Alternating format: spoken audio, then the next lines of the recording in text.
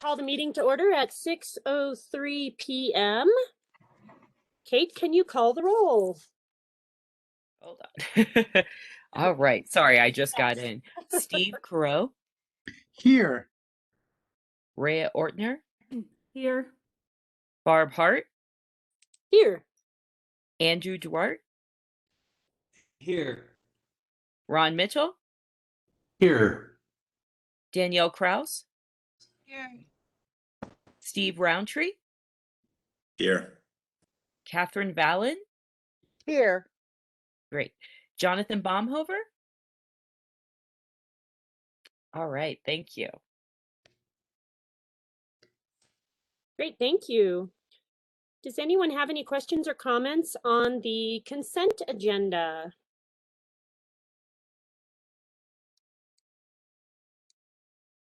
There we go. Hearing and seeing none. I ask for a motion to approve the consent agenda. I move we approve the consent agenda. I second that.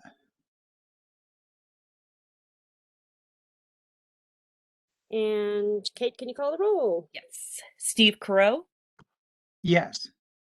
Rhea Ortner, Yes. Barb Hart, Yes. Andrew Duarte. Yes, and sorry, Kate. It's Duart. Like I know Duart. Duarte. I'm sorry. Right after I said it. I'm sorry. Duarte. All right. Ron Mitchell, Yes. Danielle Kraus, Yes. Steve Roundtree, Yes. Catherine Vallon. Yes. Thank you. Great, thank you.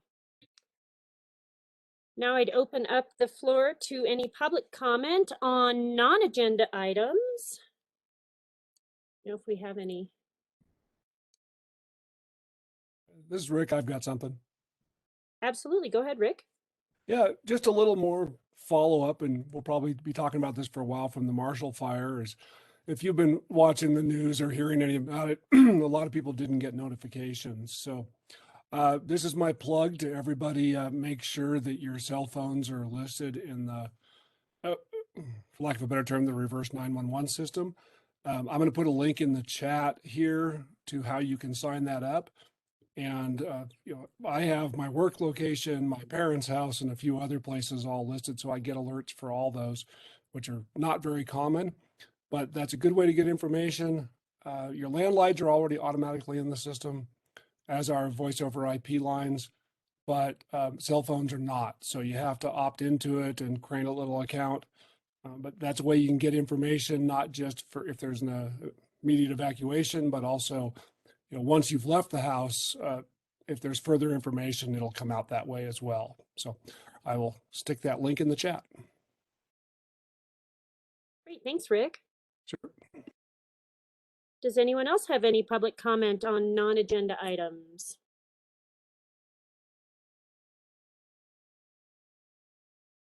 All right, hearing and seeing none, we'll move on to the next agenda item, which will be the discussion item, starting with the Nederland Fire IGA with Kate and Rick. Good evening, everyone. So, this year, whoa, sorry, my screen did something funny. This year, can you hear me? Yes. Yes. Okay, I Yes. just want to make sure I didn't lose you okay. So this year we've decided that we wanted to take our IGA funding earlier in the year so that we could get it accomplished and out to the Fire Protection District. So you saw this item last July, and this year we're bringing it to you at the beginning of the budget year. And this year, the Nederland Fire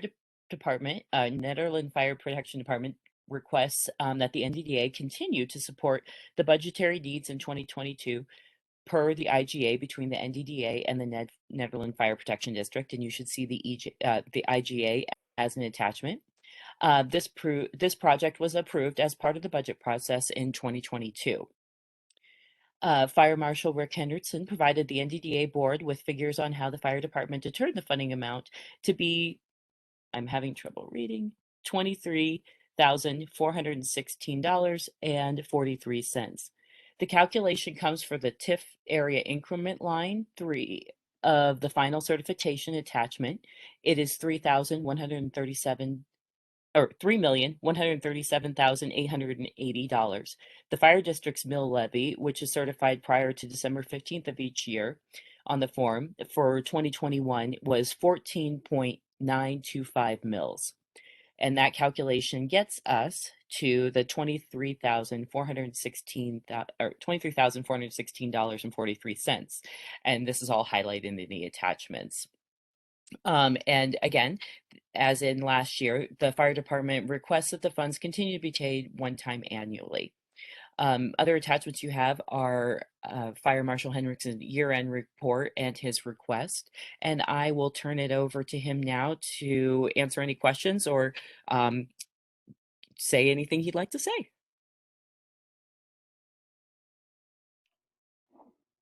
Okay. Thank you, Kate. I don't really have anything to add to that. This is I think the third or fourth year we've done this. And we do appreciate it. It is quite helpful in our budget. We do have a lot of things going on. As you might have guessed with the new chief, there's some changes not in duties necessarily, but certainly in some ideas for the future. And I know that's going to make my life a little busier with getting more public education work out there, and along with the inspections and working on the new code now that they're adopted, and with fire mitigation that goes along with that, mitigation plans and lots of grants we're looking at. So we are looking at an increase in time down the line, and we're also looking at the possibility of bringing on somebody to start with as a volunteer to help out with what I do.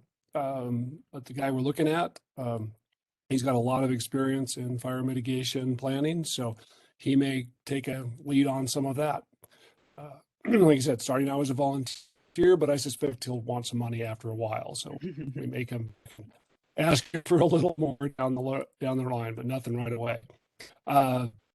So that's all I've got, unless you've got any questions. Great, thanks, Rick.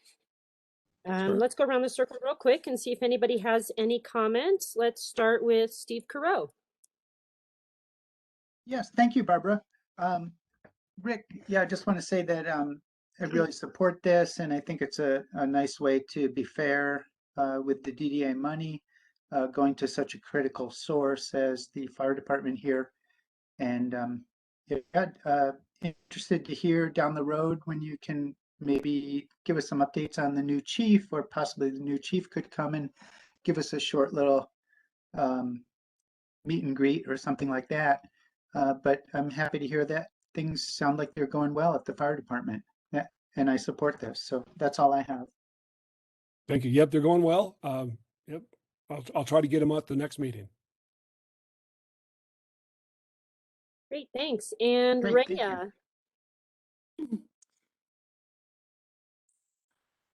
Thanks, Rick. Fully support this. Appreciate the little summary you gave us. And I don't know, is there anything else that we can do to help you streamline this process, or are you feeling like it's pretty streamlined? I think your side of it here is pretty straightforward. Certainly to members of the community and some of the boards to help out with some of the projects as we move forward, especially getting with the community, finding different ways to communicate with them and get the word out, and hopefully get some good grant money in to help people get some mitigation work done. Okay, thank you. Thanks, Rhea. And Andrew. No, I'm in support of it. Don't have any comments or questions at this time. So, yeah, that's all. Excellent, thanks. And Ron? No comments or questions. All right, and Danielle. Thank you, Rick. Definitely in support of this. Water. What? Water. Wonderful. Thank you to everybody. And Steve Roundtree? Yeah, support this. Thank you for everything that you guys do at the fire department. All right, thanks. And Catherine? Same as everyone else. Thank you for all you do. And at this time, I don't have any questions. We Great, thanks. appreciate all the support. So I Thanks, do Rick. want to chime in that this is a discussion item this month. Next month, I'll be back with a resolution to send to the Board of Trustees to release the funds for the Nederland Fire Protection District. Should that be the path that you will move forward on? That sounds great, Kate. We don't need to do anything with it now other than agree to come back next month, correct? Yes. Perfect. I'm in agreement to come back next month. Sounds like everybody else is. Are there any public comments on this item?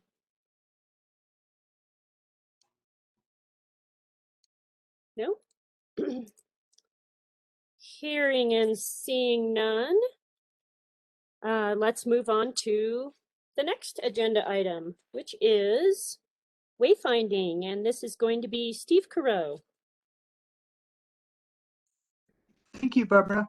And I want to lead off by saying that I've been traveling a bunch lately and I don't feel like I've put in the time I should have, but I hope that the board will stick with me and, for our next meeting, I think I'd like to come back with an action item and have some meetings with our wayfinding committee. But we decided here while I was on one of my travels recently that we should at least bring this back as we discussed last month as a discussion item again. And this time we did make sure to include one of those critical attachments that may have been missed at the last meeting. I do feel like it's a lot of work to ask people with our current materials that I've presented to make sense of this on their own.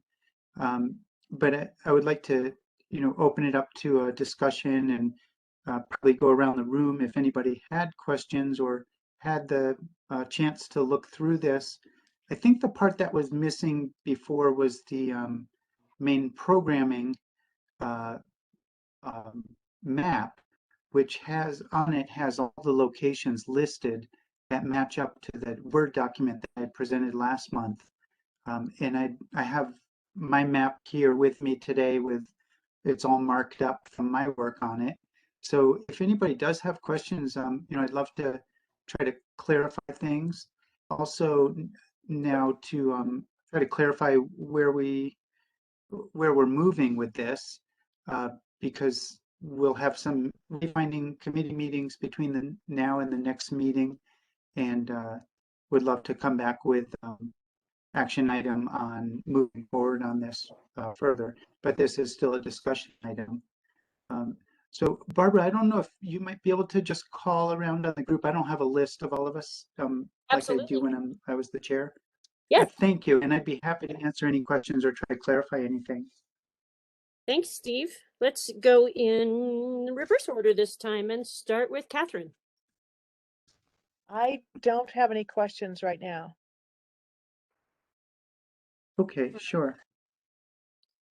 And Steve Roundtree.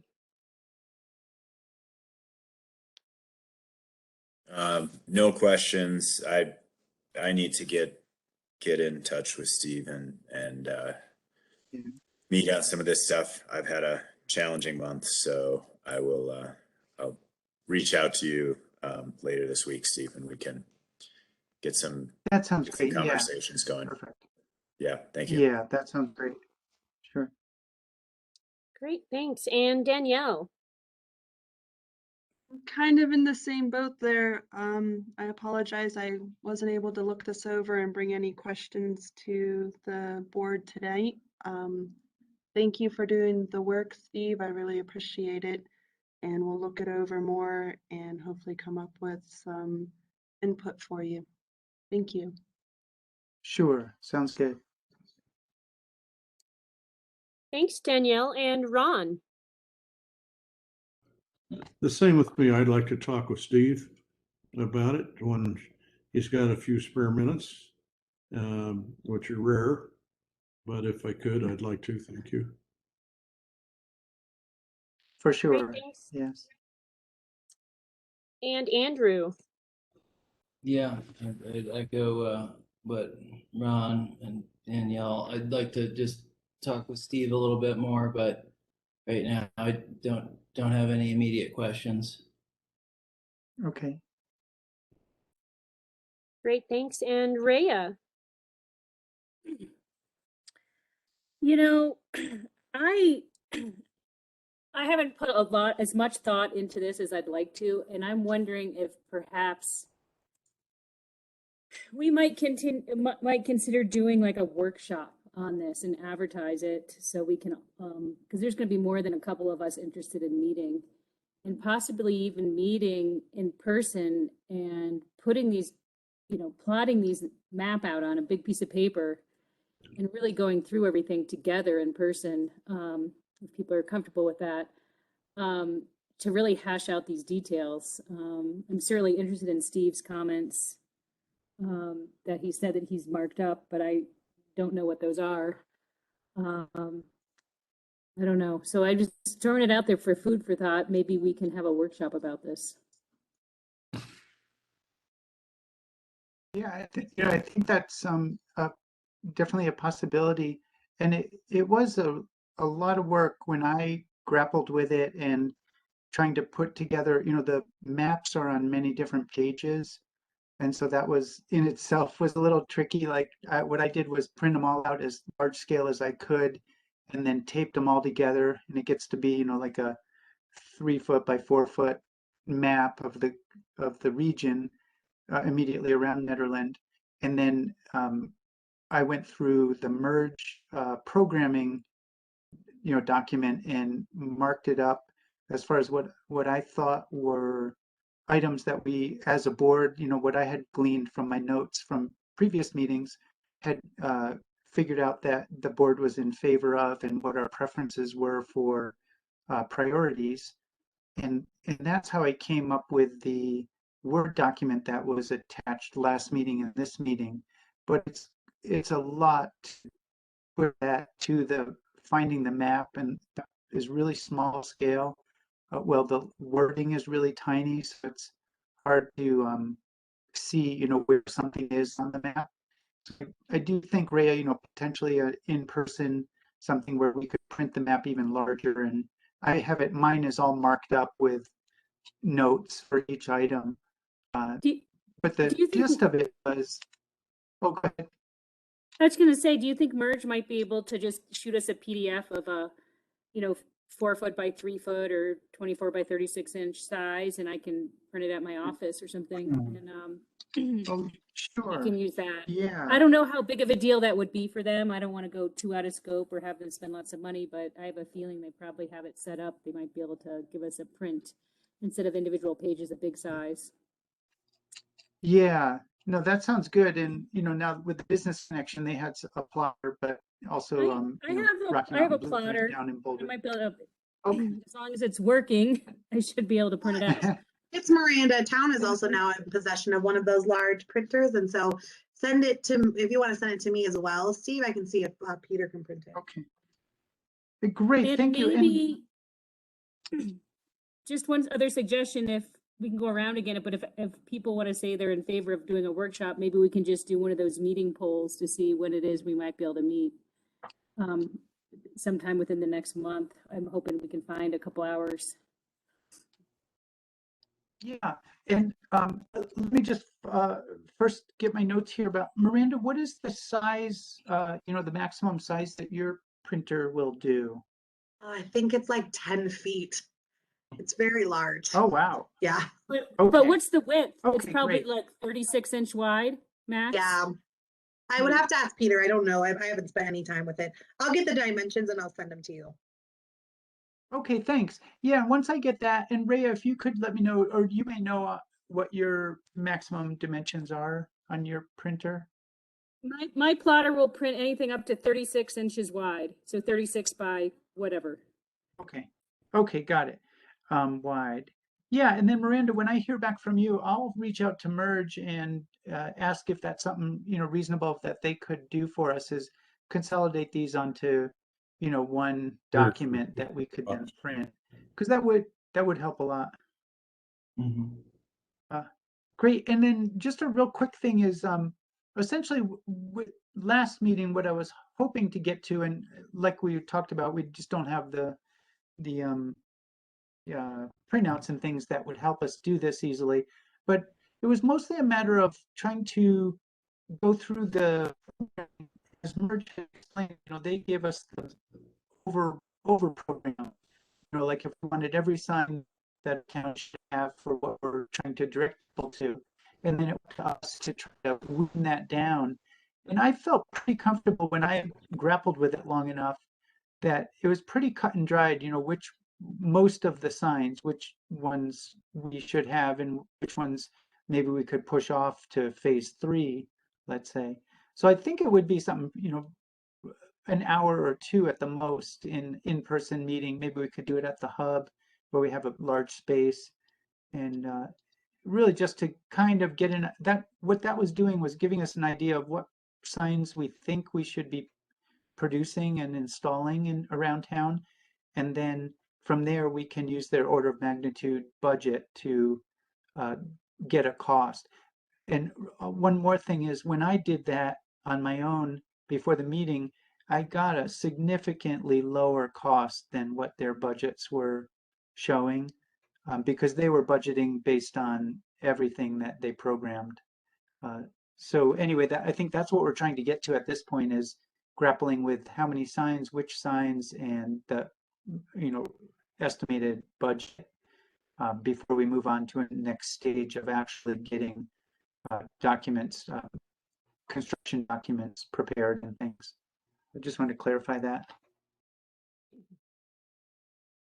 Great, thanks, Steve. Sure. I don't have any questions. I found the packet to have a lot more information this time, so I did ask my Okay. questions straight to John and he answered them. So I would be all for a work session. I don't know if Kate can send out a quick poll to everyone and find a date that we could do that, but I feel like we have so much going on with the DDA right now. It wouldn't hurt for us to be having work sessions a little more frequently so that we can discuss things where we don't make a decision, but at least we understand more, instead of taking 2 hours of a 2-hour meeting to understand a specific topic. So Right. Kate, would you be able to send out a request to everyone with just a very simple poll on timing that might work good for everybody to have a 2-hour work session at HubNet with some dates from Steve? Yes, I'll send that out. If Steve can send me a couple of dates, I'll do the doodle poll. It sounds good.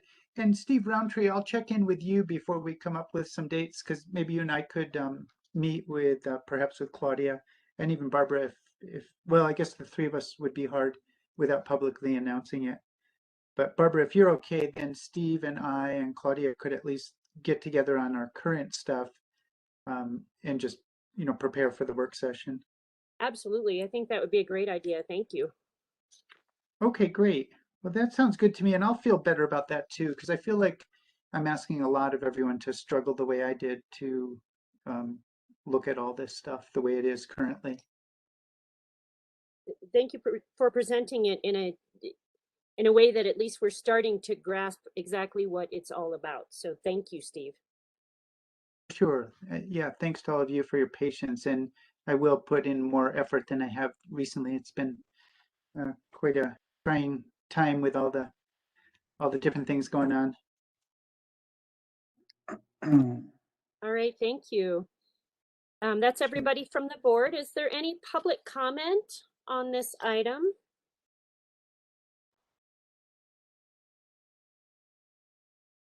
Hearing and seeing none, let's move on to the next item, which is impact of programs and events on Town of Netherlands sales tax, to be presented by Miranda. Hello. So I don't have a ton to really share here, aside from you all asked us to bring this back to you. So here it is.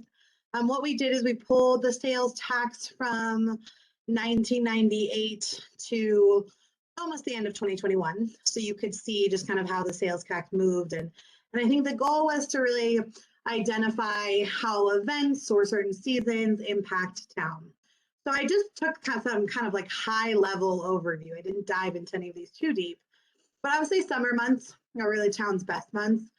April, May through August, September is when you see those highest sales tax months. Frozen dead guy days we have seen in the past anywhere from a $10,000 to $20,000 increase. We obviously didn't have it the last 2 years, but you do see a slight increase. Again, not nearly to the level of the summer months, but still great, about $10,000 to $20,000 greater than winter months, which are not always our best. This came up as a part of the NedWeb program. So I'm actually really glad that you all encouraged us to do a little search into this, because you'll see the NedWeb program actually had really no impact on sales tax. There was actually a decrease. So it's not necessarily a money generating program. And so my kind of feeling of if you're wanting to take this data to look at where do you focus your time is there should be an investment in large special events. They clearly do have an impact.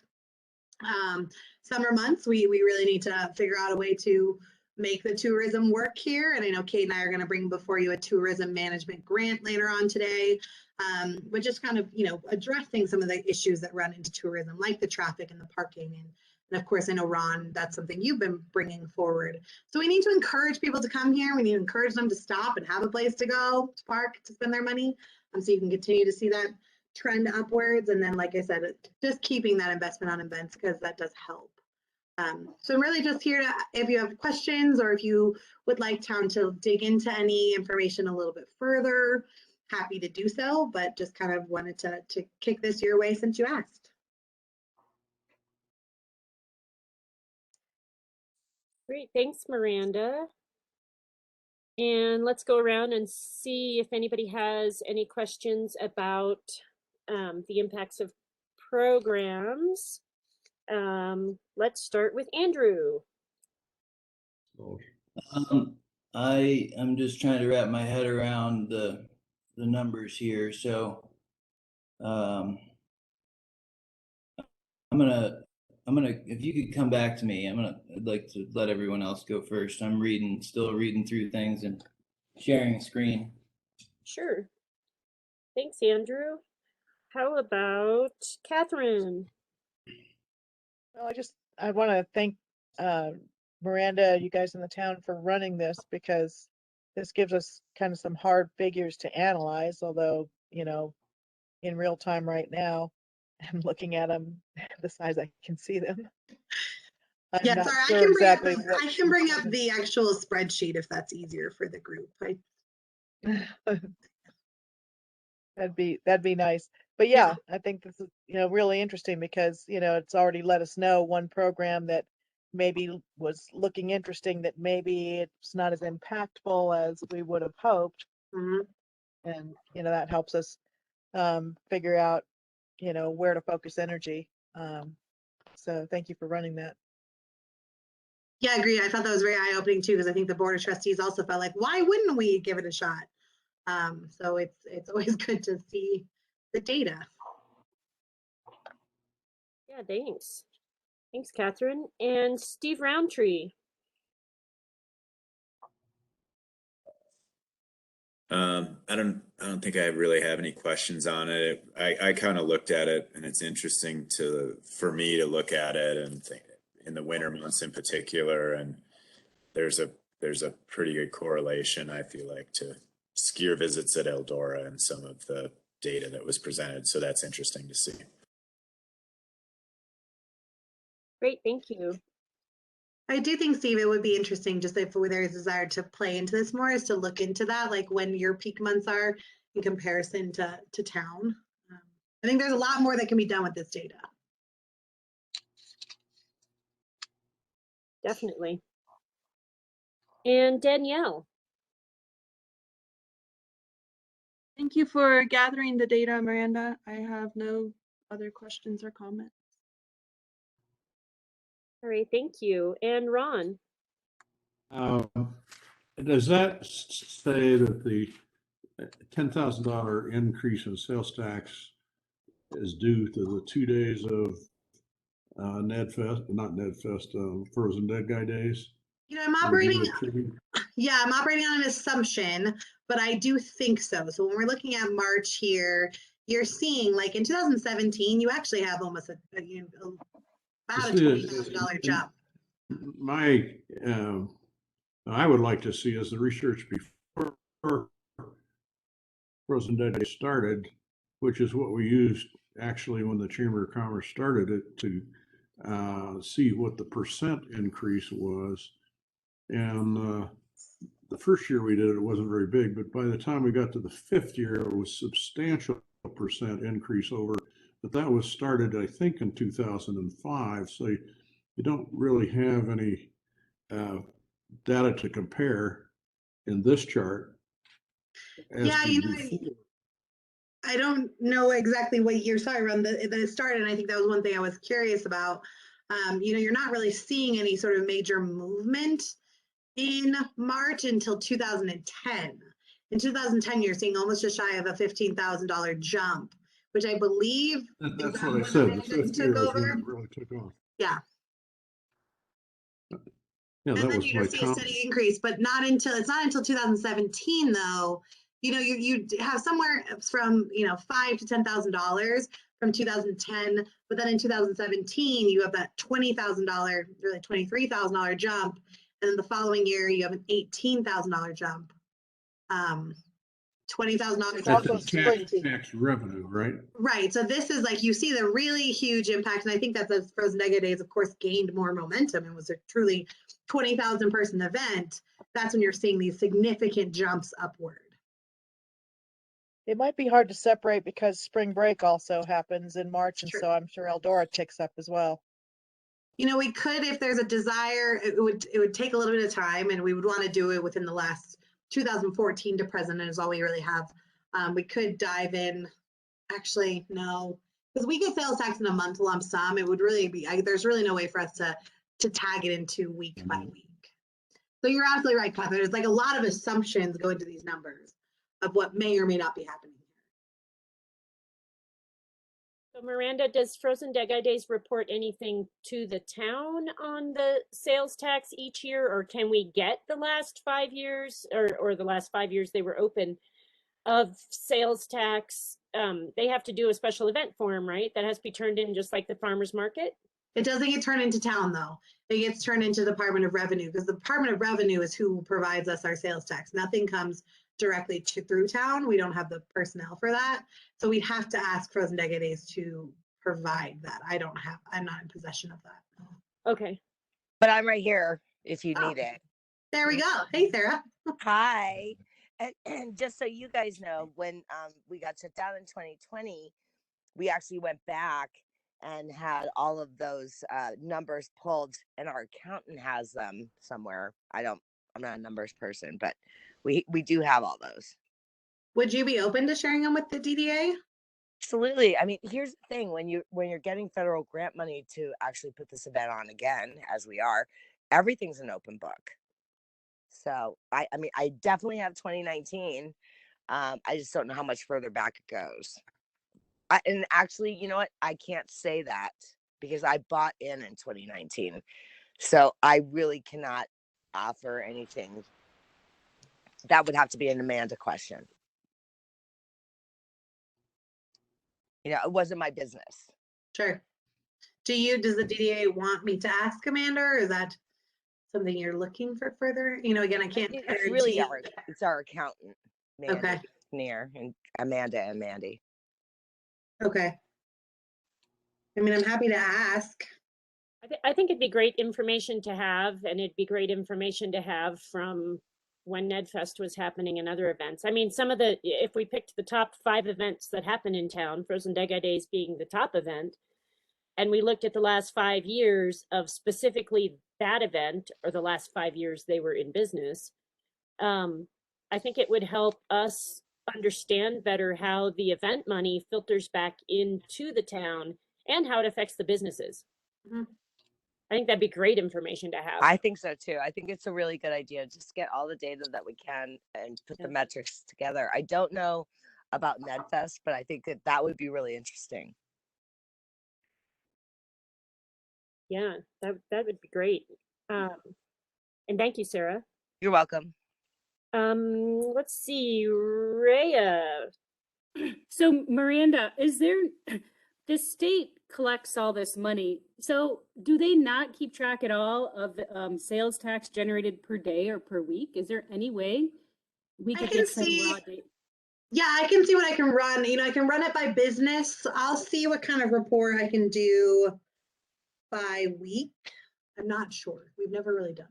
So Is it just, are they just like Microsoft Excel spreadsheet files that you're getting, or how is the data? yeah, they're those CVC files that can then be converted into an Excel spreadsheet.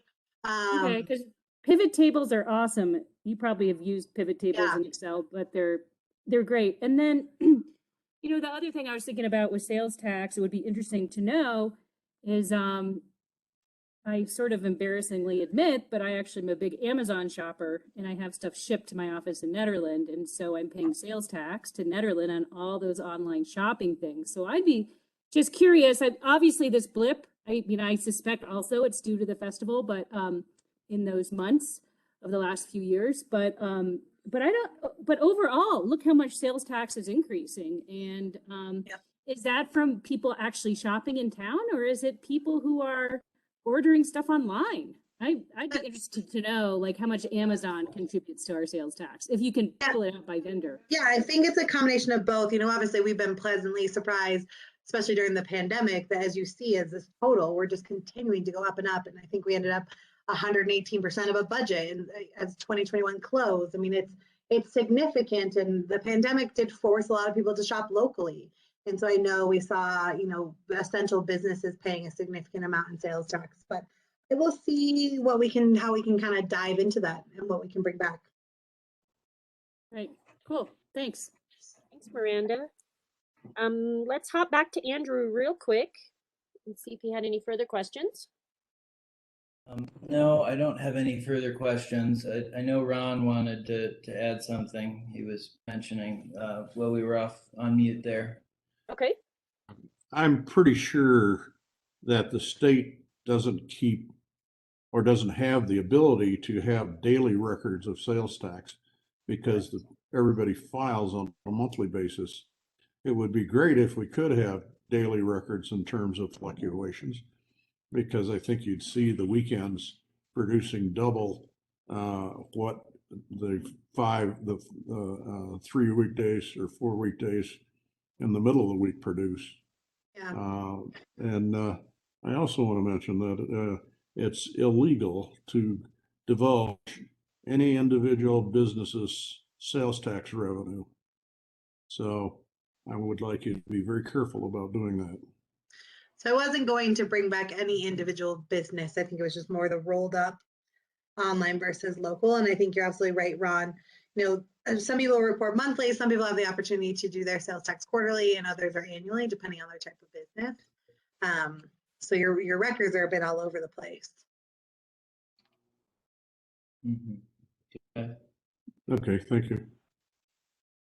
Thanks. And Steve Carreau. Yes, thank you, Barbara.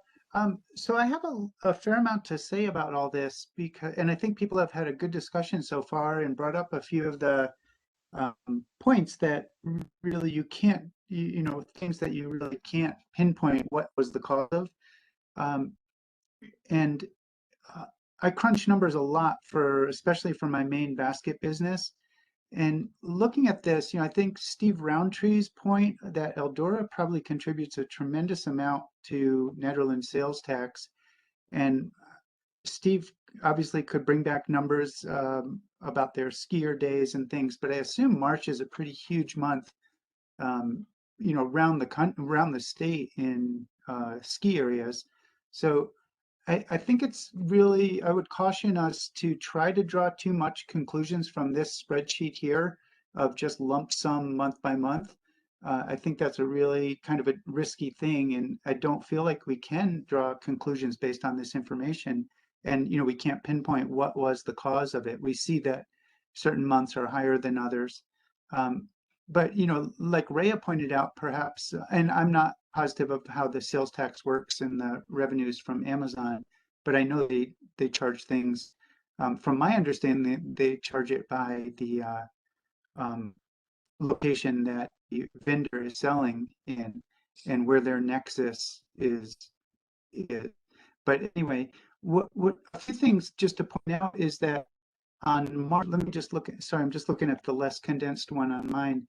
On March, you know, we see that like 2019 was a big year for Frozen Dead Guy Days, and that was a, you know, whatever, a $24,000 jump or whatever in sales tax for the town. But 2021 is way higher, you know, another $20,000 higher.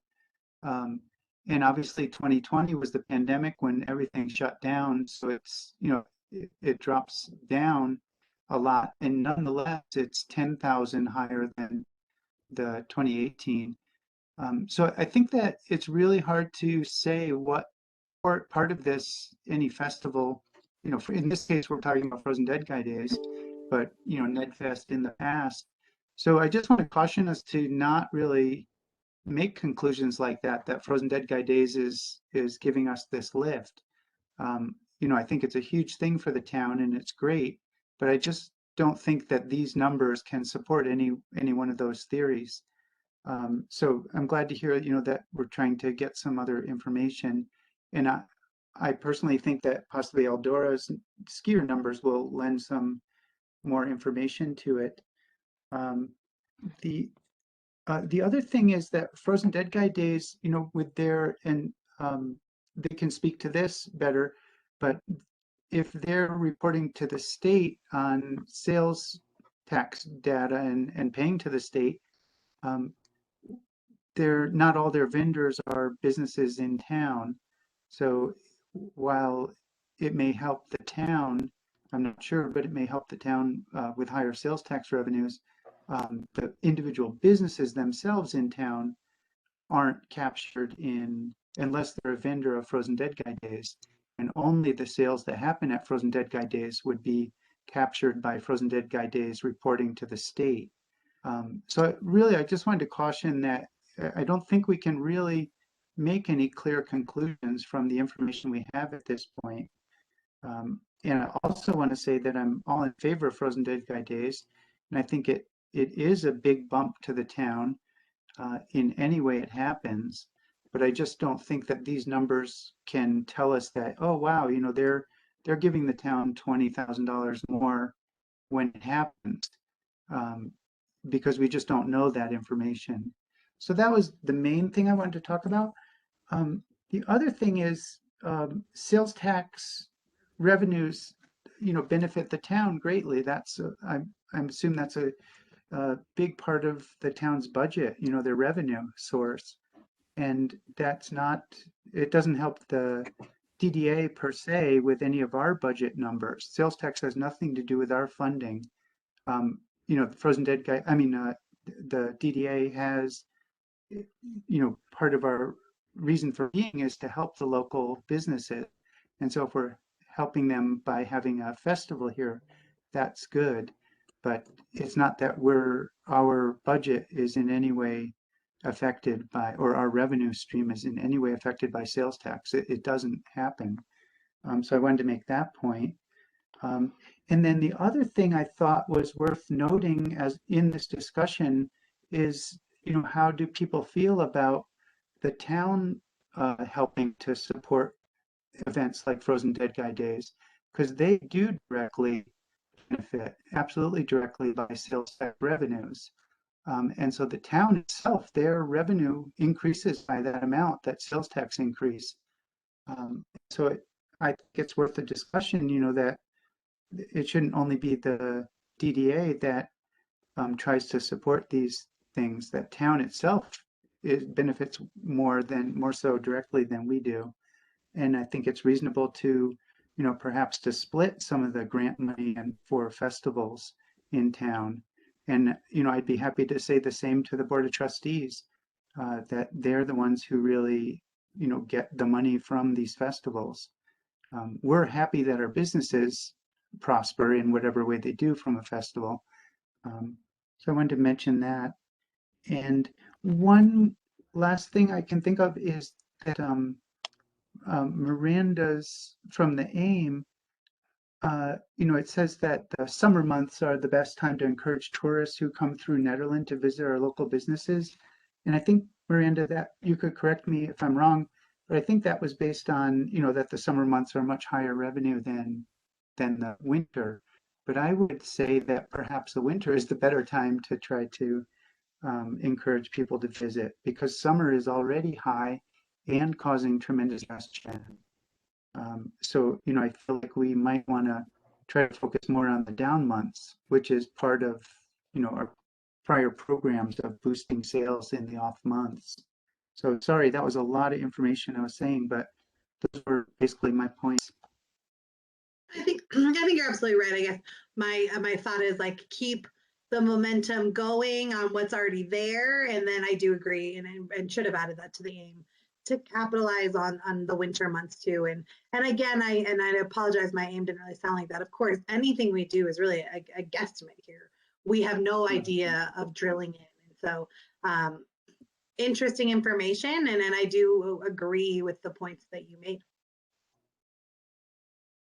Thank you, Miranda. And I didn't mean to say anything, was wrong with you. I just wanted to say that I thought maybe the summer months wouldn't be the time that we would need to really try to focus on.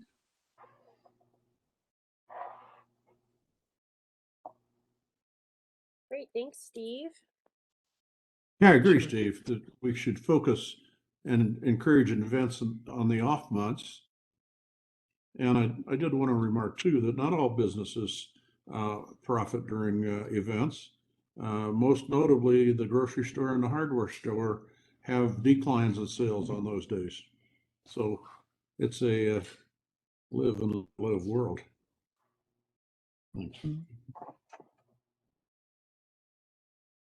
Great, thanks, Ron. That's everybody on the board. Do we have any public comment on this item?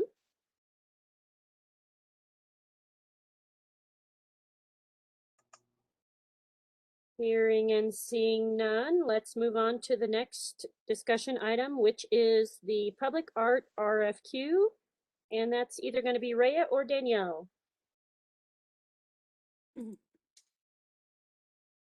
I can I can present it. This is really I guess a discussion item. Later on in our meeting, there will be an action item to approve the budget for we're going to try to do 2 murals. But really, I just wanted to get this in front of everybody in terms of this is what will be publicly available for people to put in their qualifications as artists that the selection committee will be looking at. We've had several meetings.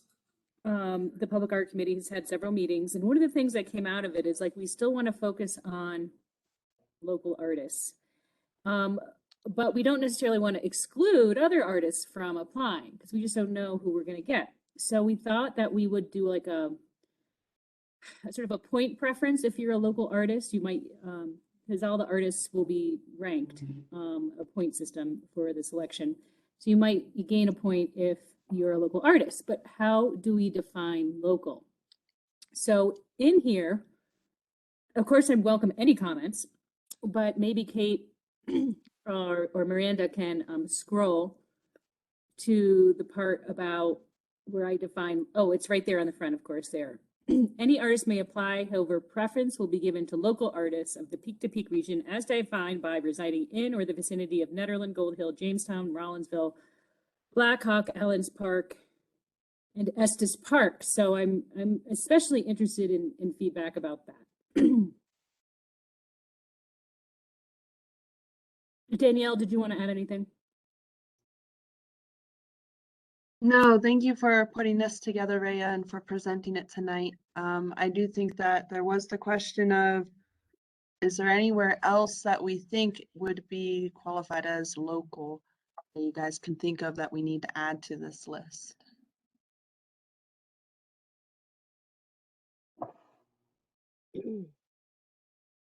How about Central City and Coal Creek Canyon? Yeah. Okay? I mean, Yeah. can you just say Gilpin County? I mean, Gilpin County and Western Boulder County and Coal Creek Canyon would pretty much cover it.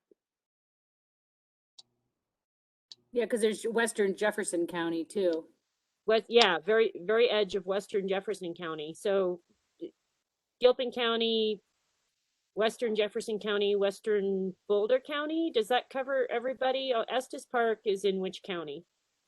They're right That's- outside That's Boulder. in, Isn't that Larimore? Larimer. Larimer. That's Larimer. So I don't maybe know, I feel southern like we're- Larimer. Yeah, I think we're getting a little bit, I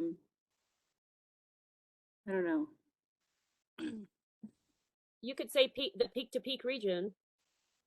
I mean, without saying specifically the towns, the peak to peak region. So does that, what does that include? Because it wasn't clear to me. Does that include Conifer and Evergreen? That is on the peak to peak scenic byway. Mm-hmm. I think the feeling from the public art subcommittee was that not to include those areas. Okay. But How about it's the up- peak to up peak for region discussion. north of I-70? That would encompass all of it. North of I-70 and west of Highway 36.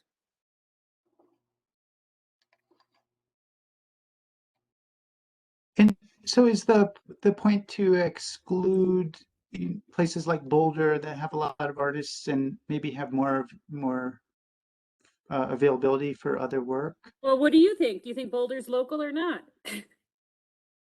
Well, Boulder is 80302, which includes Sugarloaf Road and Gold Hill. And so it really, you have to almost designate exactly where you're drawing a line. And I think it's good to think about what our goal is with restricting the geography. You know, is it for impoverished communities, or because if we have great artists that can do something really nice for the town, would we want to exclude them for, for what reasons would we want to exclude them? Well, we're not necessarily excluding them. We're just giving a preference point to local artists. Okay. And I think, and actually I wasn't at that public art subcommittee meeting, but the feeling was pretty strong that we should still be trying to hire local artists first before getting someone outside of our area, however we define that. Yeah, the feedback that we have been getting is there are some amazing artists in Boulder and down into Denver and around that area that would be easy to have make murals for us, but the people who live here and the artists who are in this community, we will want to give them preference to say this is our community. We want to feel more community oriented, and especially as we're starting out, let them know that we see them and support them. I mean, if the goal is for it to be a local, like a preference to local, then doesn't it work to just say within an X mile radius of Nederland? I was thinking of the radius idea, because by the time you get to Conifer or whatever, you're farther away than Boulder. Yeah, and if you're not excluding someone, but you're just giving preference to someone who's truly a Nederland local, and that's the goal, then keep it local for that preference. I think that's my opinion. And also, what does preference mean? What would, say if you get some 3 or 4 great artists applying, I guess you would just look at who's more local or what? Well, but do you even want people that are not roughly local applying? I guess that's the question, to how to state what area you're willing to hire people from. Right. So, I mean, I suppose we could, we can bring this back to the art subcommittee. We could even make it hyper local and say a preference point will only be given to folks who live within 5 miles of Nederland downtown or something. that would really be a bummer for all the people that live on Sugarloaf and other places that frequent Nederland and shop in Nederland. Sure, yeah. I mean, again, this is a tough one for us You to just know how to yeah. define this. You know? Greg Marquez doesn't live within 5 miles of town. Why not just Like, open as it the crow fly, he probably does. to everyone? Maybe. You know? I don't know. Yeah, we could simplify it and just have it be an open call and then not worry about preference and just go for qualifications. Yeah. I adhere to that. That's the best idea yet. Look for good art and what will really attract and has a wow factor. But I don't Danielle, care do you where it think that comes goes, from. don't you think that goes against what the meeting I missed that you all talked about? You really, I think there was somebody during that meeting that felt it was pretty strongly that we should at It least is do a 1 year. strong, yeah, it's definitely a strong feeling for the committee. But having that be an option presented to the board, I think is an option. As for, do we have to have that specified on the RFQ? Or can that be part of our process? How open do we need to be about what the process is? And does it need to be included in the RFQ? So we can redefine what that preference is, but still get the RFQ out sooner and see who actually applies and go from there. I think I defer to Kate on Danielle, that this is question. Steve. Danielle, has the committee figured out like a point system like Ray was referencing as far as judging and deciding on who you would choose? Because I think if they have a clear point system, then first of all, I don't think you need to say what your system is for deciding. But if you did, at least could say, being within 10 miles of Nederland adds a point to the judging system or whatever. But I don't know how do you decide on who's going to be selected? Is it really a point system or? It is a point system. Kate remembers it maybe Kate, you remember it more clearly than I do when we did it last time. Is there some reason that it compels to disclose what your point system is, or can you just open it up? And That's part of a transparent RFQ process is disclosing from the start, especially if we're giving a preference to local, that was really, we felt it was only fair because last time we did get a lot of responses and there was a fair amount from Denver and Boulder mixed in with a fair amount from the peak to peak region. And last year we didn't necessarily disclose that we had a preference for a local person. And so as kind of a lesson learned from that, we wanted to this year make sure that people realize that there was going to be a small preference, whatever that may be, for people, however we define local, so that if somebody saw it from Denver or Boulder and they had other work on their plate, that maybe they wouldn't spend their time on it the same way. We just didn't want to, we wanted to be fair to people and give and let them know and be transparent about our preference to work with people locally. Yeah, in that case, I would think that you could, put that out there in the RFQ that, we are giving preference and there's a point system and there's a preference for local. But I don't think that necessitates that you ever open your books about the points, that everyone scored and, why someone won the job. Just because you've said there is a preference for locals.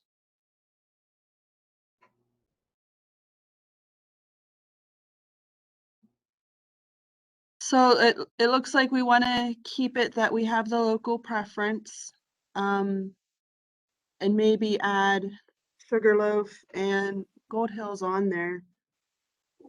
Sugarloaf is not a Yeah.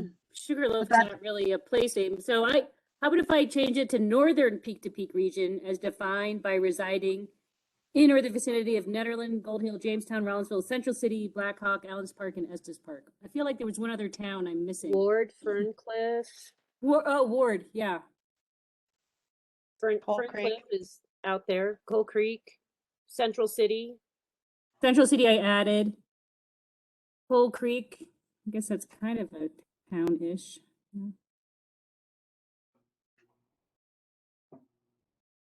Or would you want to go with a radius around Netherland? But I I don't think want to that do a some of radius. those I places, think it's going to open up a can of worms, I think, more so than this. And I think that, you know, if an artist has a question about whether they're local or not, they could always ask. Yeah, I And definitely respond better to town names than a number. So if I saw my town on there, I would be like, oh, this is for me. Cool.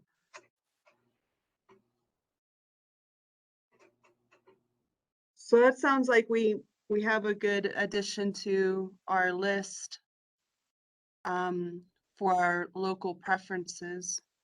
Thank you. any other comments on the whole RFQ?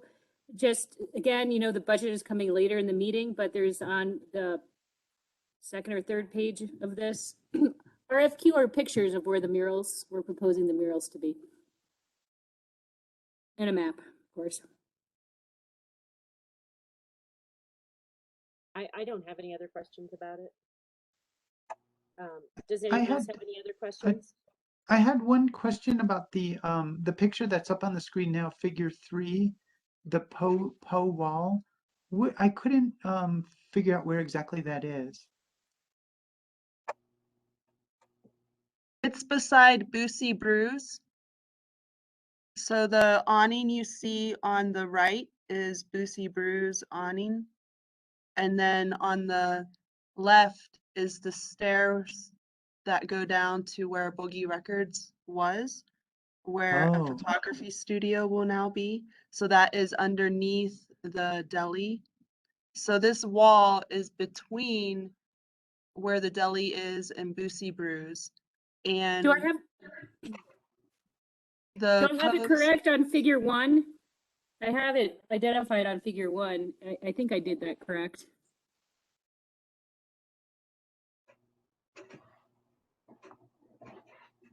and so Danielle, is this wall, it basically faces the creek?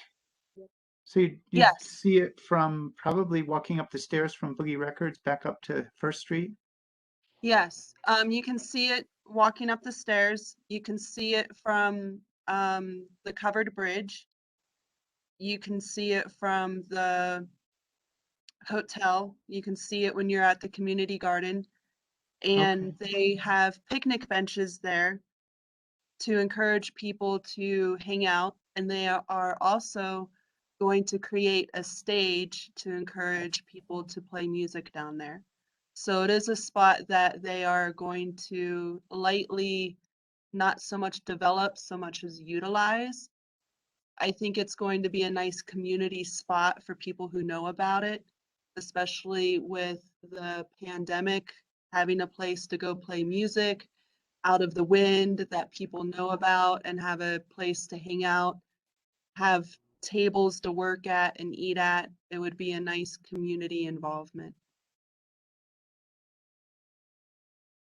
Thanks for explaining that.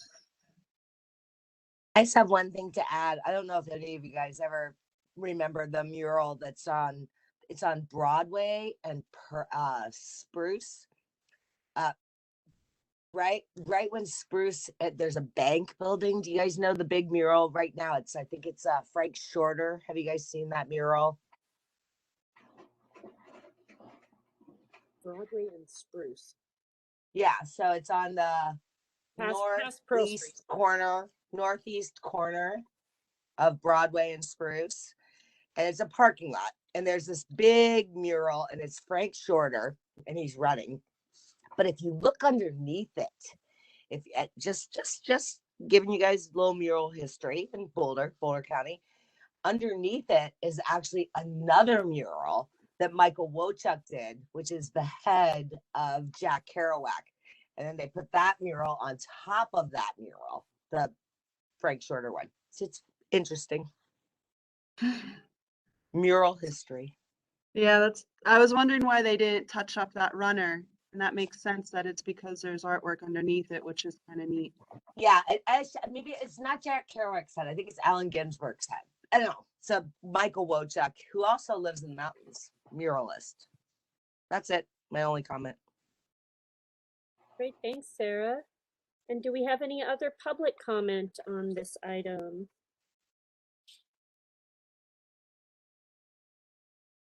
Hearing or seeing none, let's move on to our first action item, which is the Frozen Dega Days special event funding request, and Kate will be presenting this.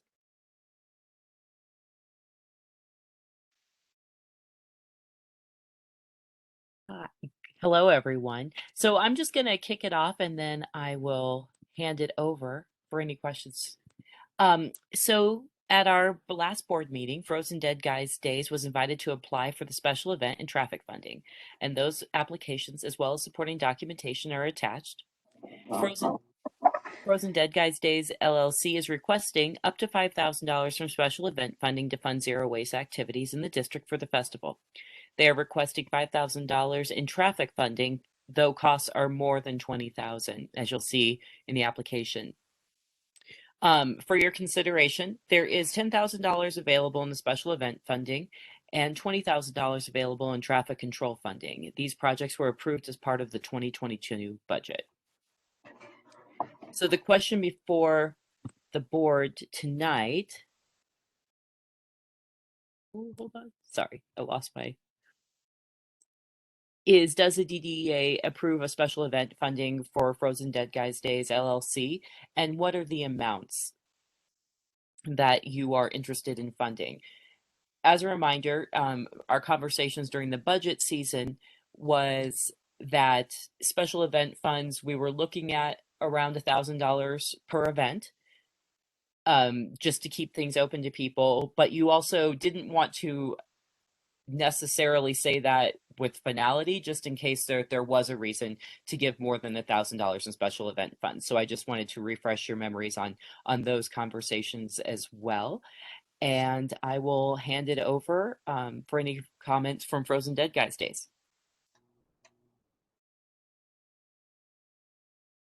I'm here. Hello.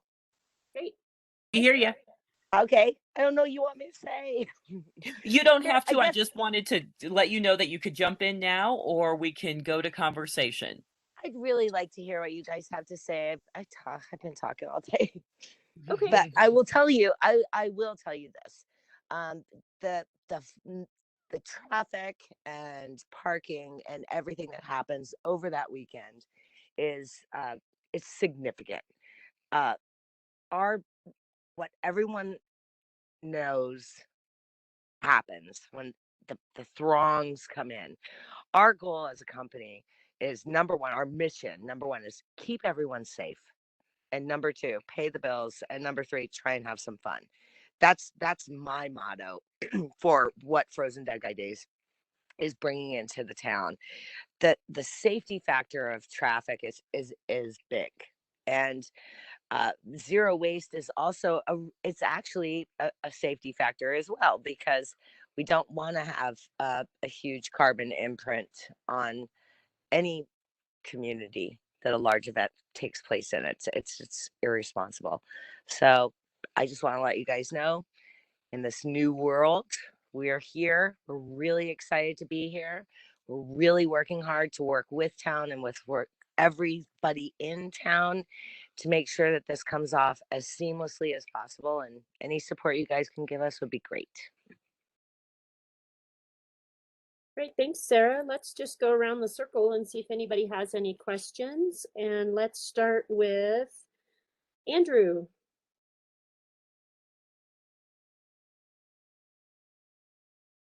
Hi there. So no, I don't have any questions right now.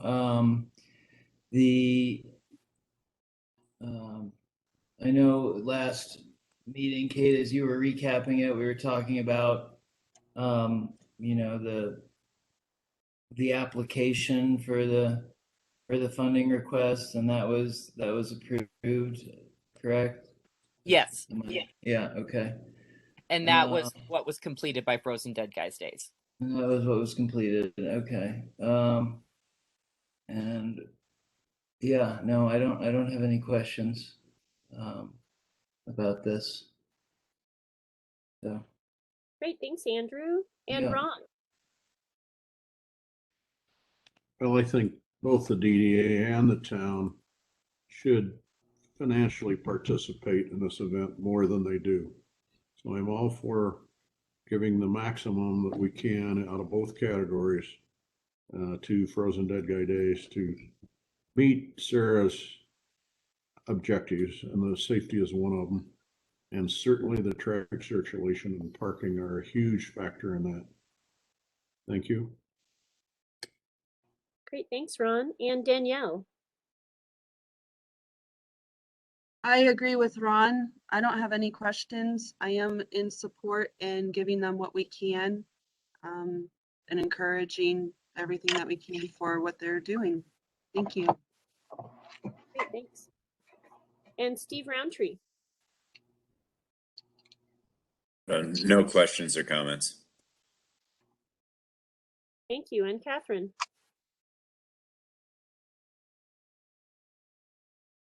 I recognize that this is a good kind of boon for some of the businesses in town and for the town itself. Kind of coming into it late, I have some questions in mind as far as, you know, how this affects town staff. I know it's not specifically their duty, but certainly just having that amount of people and traffic in town doesn't seem like it could fail to impact the work and duties and the things that the town is already trying to, on a daily or weekly basis, achieve. You know, I think that we need to mindfully support this any way we can, and at the same time recognize what else is going to be impacted by the event, and what other events we're going to need to try to support throughout the year. That's my only comment. Great, thanks, Catherine. And Steve Carew.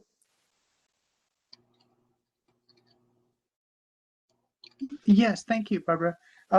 Let's see, I wanted to say that, you know, I support Frozen Dead Guy Days and having that festival here. And I really support any festivals that will bring people into town. I think that's a good thing for our town. You know, both for the sales tax revenue increase that we would get, but also just to bring people up here that, you know, I'm surprised when I talk to people on the lifts at Eldora, for example, that come from Boulder to ski, and they really don't know much about Nederland at all. They drive through it. And then down in Boulder, you know, talking to friends or acquaintances down there, how few people ever come up to Nederland. You know, so I'm always surprised by that. And I think it's good for our town to bring people into town. And festivals are a great way to do that. So I really do support this very much. I also want to reiterate from, I think it was last month's discussion, how I was saying that I don't support just winging it from festival to festival and, you know, saying, oh, this one should get 5,000, that one should get 1,000, these guys should get 500. I really feel like the DDA needs to have an algorithm that we follow to be fair to all festivals. And I don't know what that is. I haven't given it much thought. But I really am, I'm not really comfortable with just coming, you know, each festival or event coming to us and we just on the spot or 1 month later decide what we're going to give to each festival. So I really do feel like we need to come up with an algorithm that we follow, and you know that's part of transparency. If anyone's looking on and sees, you know, what money we give to different festivals, we can justify it very easily. So I just think that's something for the future. I know that this is a festival that's coming up very soon, and you know I assume it will go on with or without our funding, but I do feel somewhat of an obligation to give them some funding because I do believe in bringing festivals to town, but I'm just not really comfortable with the way we've been doing it. So I just want to plug that once more. And I was also wondering, in terms of our discussion of what we might give to Frozen Dead Guy Days, if we have any ideas what other festivals are, you know, planned for 2021. 2022, behind the times here. And like, is the High Country Art Fair coming this June? I assume NetFest is done for the time being, but are there any other festivals that we anticipate coming to town, and how would we like to support them in addition to Frozen Dead Guy Days? So I think that should play into our action here tonight. But I don't really have any questions for Sarah tonight.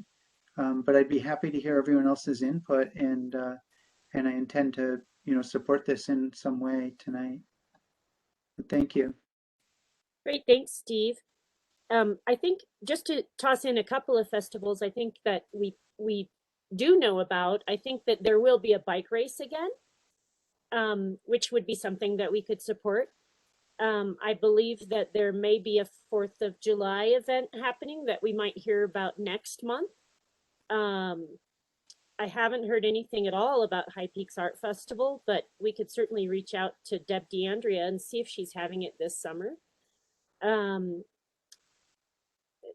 I think Wild Bear has the Enchanted Forest in the fall, and we've done the Ned before. So those are a couple that we have sponsored. So I think that you're on the right track with trying to figure out how many we might have. And that was one of the discussions that we had when we were talking about the money, was that there would be $10,000 with approximately $1,000 to promote 10 events, which was the first idea. And then the parking one, we kicked around quite a bit, whether or not, or traffic. We kicked around whether it would be good to do $5,000 for 4 of the largest events for the year as our first year doing that funding. So that's what we discussed at the last meeting. So I just want to throw that in there before we go any further, that we do expect other festivals to come to us and ask for this funding. So we definitely don't want to give it all away at once, but also to be aware that it is obviously the largest festival we will probably see this year. So I'll put that in there, and then I'll ask also, Rhea didn't have a chance to make comments, and then we can go back into just a little bit more discussion. Thanks, Barbara. That Sure. helps me. Yeah, thanks for the rundown on the festivals. I seem to recollect in my head when we designated the $10,000 for special event funding. In my head, I was thinking, oh, that could be 5 events, $2,000 each. And we don't really have time to work on an algorithm, but something that could work is that $10,000 maybe we split evenly, and then the traffic funding we do give to the largest festivals. So I guess I'll just throw it out there. Maybe we do $2,000 from the special event funding and either keep the $5,000 for traffic funding or increase it, because I just don't know how many other big festivals we're really going to have. The other thing that I would like to see, and Miranda might be able to pipe in, because I'm curious if the town is contributing. I mean, obviously they're contributing staff time. I'm assuming there's fees to cover that, but are they contributing any money? And can we request that the Board of Trustees match our funding? And, kind of how they do with these pledge drives. But that, again, I don't know if that would work, and it would screw up the timeline and stuff like that. So those are my thoughts. I support the festival. I do want to support other festivals too. So I am worried about using up all our money. At least from the special event. The Board of Trustees is not contributing anything financially. However, they did speak about the need for the board and the town to find ways to encourage festivals to be here. So I don't think making that ask would be a concern. I think it would just be a matter of us determining where it would come from. So if that's a desire of the DDA to make that ask of the board, you can always put it out there and see what they say. I would be in favor of that. Yeah, and with the Board of Trustees using some of town's funds, perhaps that could be in some way an in-kind donation match, because they do have the public works and other ways that they have to pay labor, but maybe it's not a cash outlay from your bank account. It's rather through using some of the resources of the town as an in-kind contribution. Just wanted to throw that out there. I like the way, Steve, when you were talking about,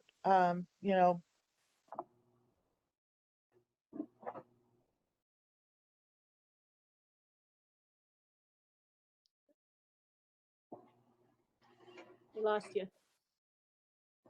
slow months, then maybe having a slightly proportional boosted amount for any festival that is going more towards the slow months might be something to consider. Yeah, I like that. That's sort of incentivizing helping in the slow months. Great, thanks. Let's open it up real quick to public comment. Is there any public comment on this item? You're not muted. Yes, this is Stephanie Handelman. Hello, everyone. A few comments. When you are talking about how to disperse these funds and what the funds will be, obviously, any festival like Barbara's saying what Wild Bear does may impact downtown retail earnings, but do festivals that are actually located in the DDA area get special treatment? Or is it anything that could and may bring business to the DDA? Would they be the viable ones? So I just want everyone to think about that. I will also say that there are festivals that were not mentioned. I mean, there were events that everyone mentioned, but in terms of festival type of events, yes, Ned Gravel is happening July 9th. They're moving locations from Chipeta to Gershio. Then there is 2 events that the farmers market is planning. Bigger close down a street festival type of events on July 3rd and October 2nd. Everybody knows about Harvest Fest, so that is right downtown. And then there is an event in the works for the end of August on a Saturday. So I think there's more than you might be aware, and what qualifies as a festival and what is the area that they are applying for. Obviously, Frozen Dead Guy Days takes over town. It is definitely downtown. But if it's a festival in Chipeta, is that considered downtown? And I think that has to be addressed.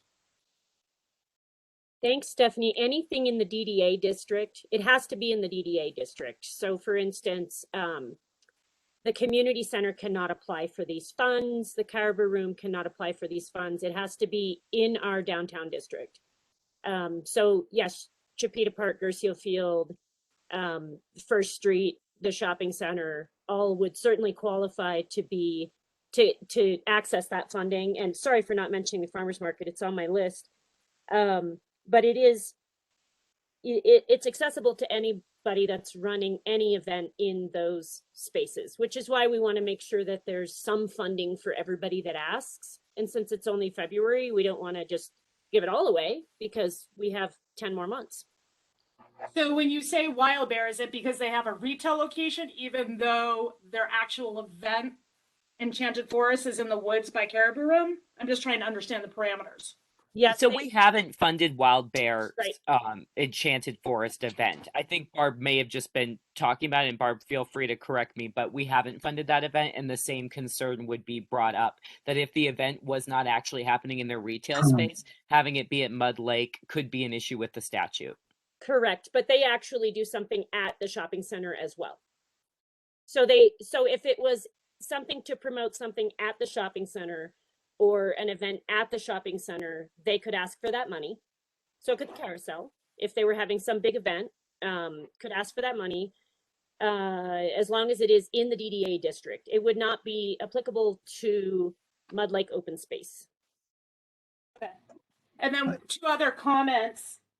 I do like the idea that you ask any festival organizer or major event organizer asks for $1,000, and anything beyond that they have to justify. And then I heard different comments. Is that justification number of people who will come to the event, number of tickets sold, or amount of impact that could be good or bad? So I guess the number of people shouldn't just justify a big event. It could be less people who spend more money, and that could be considered. And of course, we have to see how new events take place and what their positive economic impact is. But more people to an event certainly justifies investing more, especially when it comes to traffic and parking. But in order to incentivize new events to come, it shouldn't necessarily be number of people expected or tickets sold. It should be the bigger picture of the impact that the event will have. Right. And it is two different pots of money. So one is specific to events and one is specific to traffic. Okay, got it. And Barbara, could I just chime in on, I just wanted to clarify something that we talked about a few minutes ago. I think that I was wondering if we've decided as a board officially that an event must take place within the Downtown Development Authority, Central Business District, within our boundaries. And because the other part of it is, I don't think anything in our plan of development would prohibit us from funding something outside of that, unless we ourselves have decided that, because, our plan of development is to help the downtown businesses. And I think many events that happen in and around Nederland, even outside of the Central Business District, can certainly be helpful to the businesses in town.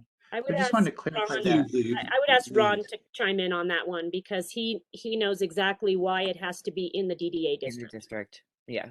Our plan of development is silent on that, but the statute is specific to the physical boundary that was surveyed when the DDA was set up. It must be within those boundaries. That's a statutory requirement. Okay, Ron, I can talk to you more, outside the meeting on that one, because I'm not sure what in the statute would dictate that we can't help anyone, outside of that Well, district. it's that I believe that the funds must be expended within the district, that's part of the TIF statute. But we can get some clarification on it because we have gotten some questions before on that item. But the way that I understand it is like Ron, that it's because it needs to be spent in the district.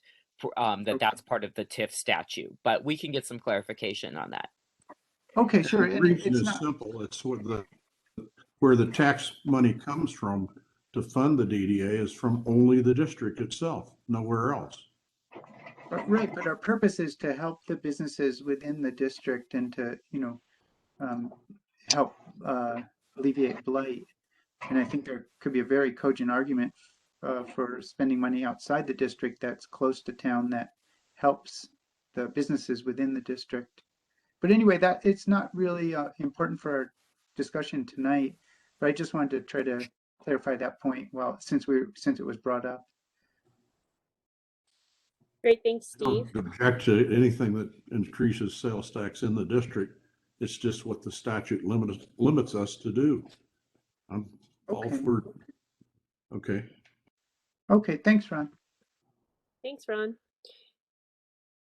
Is there any additional public comment on this item? It's been a long meeting. It started at 6.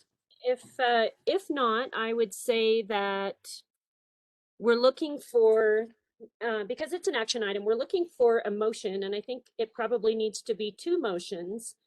And I don't know if we want to go around real quick again and say, I'd go for $1,000 and $5,000, or if someone else has another idea. I think that since that's what we set kind of at the beginning of what we were thinking we were going to do, and the fact it's only February, that would be my thought, a motion for $1,000 for the event funding and $5,000 for the traffic funding. But I would open that up to anyone that wants to make a motion. Barbara, sorry, could I clarify, or Kate, do you know what our budget is for this year for traffic mitigation? Was it 20,000? 20, yes. 20. Okay, thank you. I would like to move that for the traffic funding that we expend $5,000 of our budget for the Frozen Dead Guy Day event, specifically for that weekend, not for the event. For the traffic, do I hear a second? Second. Any discussion? I would just like a clarification is. I was going to say, I need a clarification on that. Okay. It wasn't clear to me what that motion was.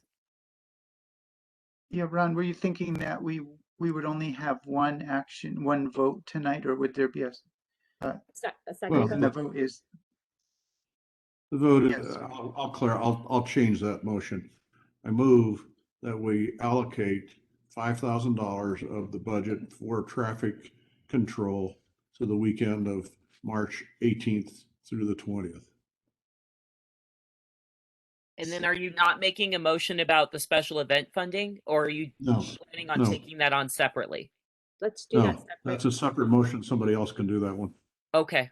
I second that, Ron's motion. So we have a first and a second. Can I just chime in here? I sure would like to try to come to a consensus here because there's a lot of numbers floating around. And to me, the two numbers are tied together. And I just was wondering, how do you guys feel about if we just all go around real quick and just say what we're thinking in our head for the numbers from the two different funding sources, and then we can start making motions? I'll be Sure. glad to set aside the motion for that discussion. Great. Do you want to start, Rhea?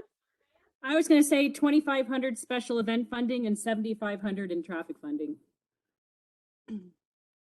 Okay, and Steve Carreau.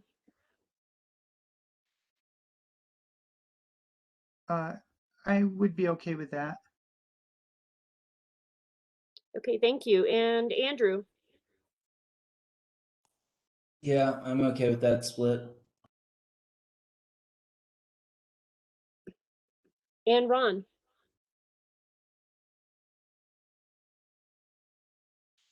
$10,000 for traffic funding, $2,000 for event funding.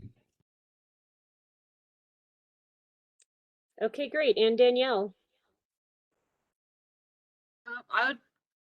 I'll go on board with the 25 for the special event and 75 for traffic. All right, and Steve Roundtree. The 25-75 sounds good. Great. And Catherine. Well, I just lost all the comments from Ron forward until your voice just came in and said my name. So I have no idea what everybody else has been saying and feel like I'm the new kid on the block. One of the thoughts for the funding is to do 7,500 for the traffic and 2,500 for the special event funding. One other thought was, correct me if I'm wrong here, Ron, was $10,000 for the traffic and 2,000 for the event funding. Correct. And so far that was Ron's thought, and I believe everybody else has agreed to the 7,500 and 2,500 going around the circle. So we're That's just trying. correct. Okay. Yeah, I like that 75, 2,500 split. That sounds pretty reasonable to me. Okay. I could agree to those amounts as well. If we could, can we then do one motion for both, or do we need to keep them split? I think for precedent for future years and different events that we should keep them split. Great. Do you want to make that new motion, Ron?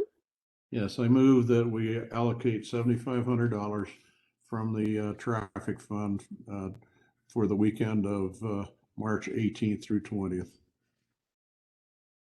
I second. Great. Yeah.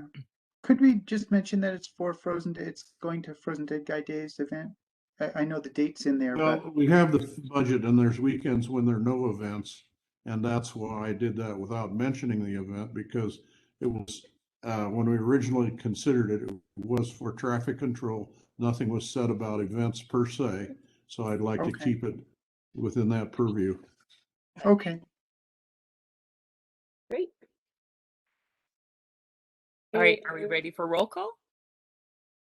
Yes, please call the roll. All right. Steve Carreau, Yes. Rhea Ortner, Yes. Barb Hart, Yes. Andrew Duarte, Yes. Ron Mitchell, Yes. Daniel Kraus, Yes. Steve Roundtree, Yes. Catherine Vallon. Yes. Thank you all. Great, motion passes. And Item that, for discussion, are we going to have to go to the BOT for the rest of the expenditures from the traffic fund? I don't think so, but enlighten me because I'm not Well, sure. we're going to get to the traffic control funding at the end of this, the resolution for funding. We do not have to go individually. We're just going to get the funds released and do our water loan. But again, that'll be at the end of this, or more towards the end of the action items, where we'll go through that. But we don't have to go and ask individually. It just goes to get the money released. And then we can, this is all the board action that needs to happen for us to be able to engage with Frozen Dead Guys Days. Well, we do need one more motion before we move on. Move that we allocate $2,500 from the other fund for the Frozen Dead Guy Days event on March 18th through 20th. Second. Thank you. and Kate. Steve Carell, Yes. Rhea Ortner, Yes. Barb Hart, Yes. Andrew Duarte. Yes. Gosh. Ron Mitchell, Yes. Danielle Kraus, Yes. Steve Roundtree, Yes. Catherine Vallon. Yes. Thank you all. Great, thank you. That wraps up our Frozen Dead Guy Days, and our next agenda item, which is an action item, is the public art budget. And I believe Rhea will be presenting this.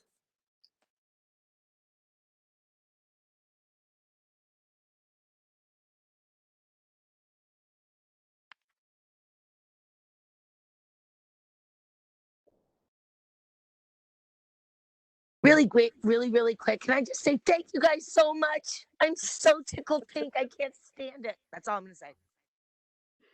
Thanks, Sarah. Oh, you guys just have no idea. Just it's wonderful. So I'm gonna keep listening. You're welcome. And just maybe a little plug for Miranda. Maybe we can get the Board of Trustees on board to contributing funds too. If not this year, maybe next. It would be great. I'd love to see it. I just Okay. thank you. I'm gonna stay now. Thank you. I can present the public art budget for your review and approval. This is an action item. Is the public art budget. The total amount we're asking for is $14,110. It's for two murals. The two murals, the Poe wall, which is to the east of the deli, that concrete wall that you all saw, and then what we call the Upper Tebow wall, which is next to the health clinic on the siding. There were pictures in the RFQ. I think I need a little bit of background information from Kate, because in our original budget that was already approved by the Board of Trustees, we had only a $10,000 pot. And the last meeting, people seemed to think, yeah, let's increase that budget. So the Public Art Committee met, and we decided that we can handle administrating two murals as well as vamping up the covered bridge murals. And the total cost for that, and maybe you can scroll to the budget spreadsheet, is $14,110. And you can see there's kind of a menu of options there. So the one below that's highlighted is the one that the Public Art Committee prefers. If we have to stick to the $10,000 number, then we would go with the Upper Tebow wall. I'd like Danielle to chime in about the covered bridge. She's had a lot of conversations with Mike Foster and Katrina, about that. So. Thank you, Rhea. So Katrina Harms is the one who brought this idea to Nederland Public Art. She was conversing with some of the community after Kevin's passing and wanted to see if that we take care of this artwork because he was a significant artist in our town. And some of his previous work that was around town has disappeared. So she wanted to see if we were able to be accountable for the artwork and decide what to do with it. She got in touch with Mike Foster, who is one of Kevin's oldest friends here in town, and who in his community would be one of the best decision makers for his work. And Mike was on board in using his expertise with Hands of Time conservation to properly handle the artwork and touching it up and then covering it with UV protection. And then we can decide from there if we're going to keep it on the bridge and for how long, and then what would happen with the artwork after that. But the main point for this part of the installation will be to touch up the artwork so that it is looking better because there's wear and tear. They are 25 years old. There are 10 of them on the covered bridge. And then putting a UV protective coat on it. And Mike did the work in looking up the materials and the cost and brought forth the number that would cover that. He is the person who will do the work along with Heather Taylor Land, who is also a good friend of Kevin's. And then Katrina said that she would be happy to volunteer her time towards Nederland Public Art to keep an eye on that project and report back what's going on so that we can document it and share with the community what we are up to.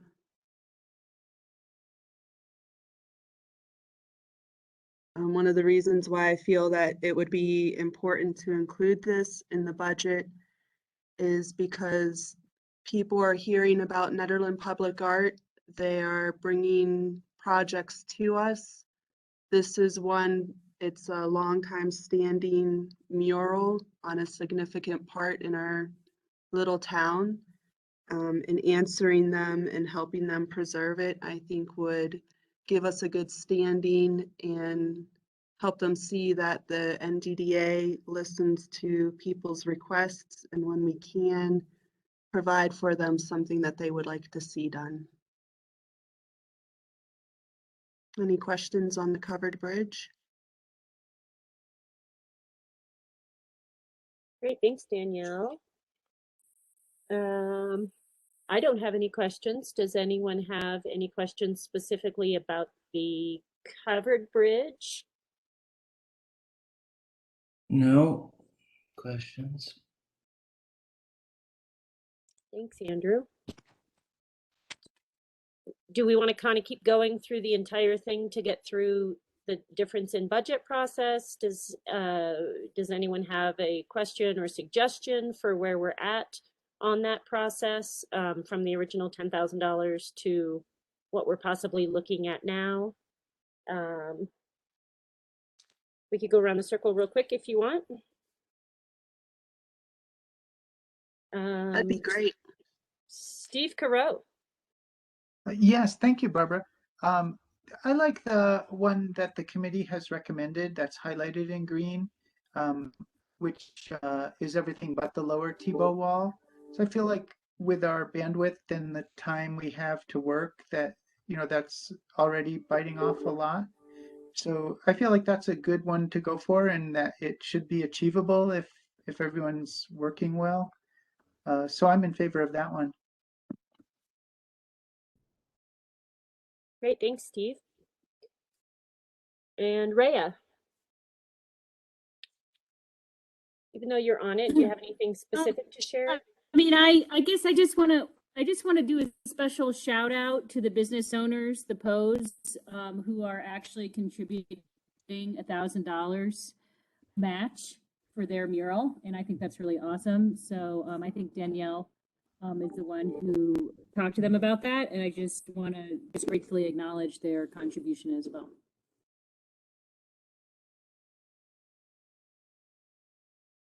Great, thank you. And Andrew?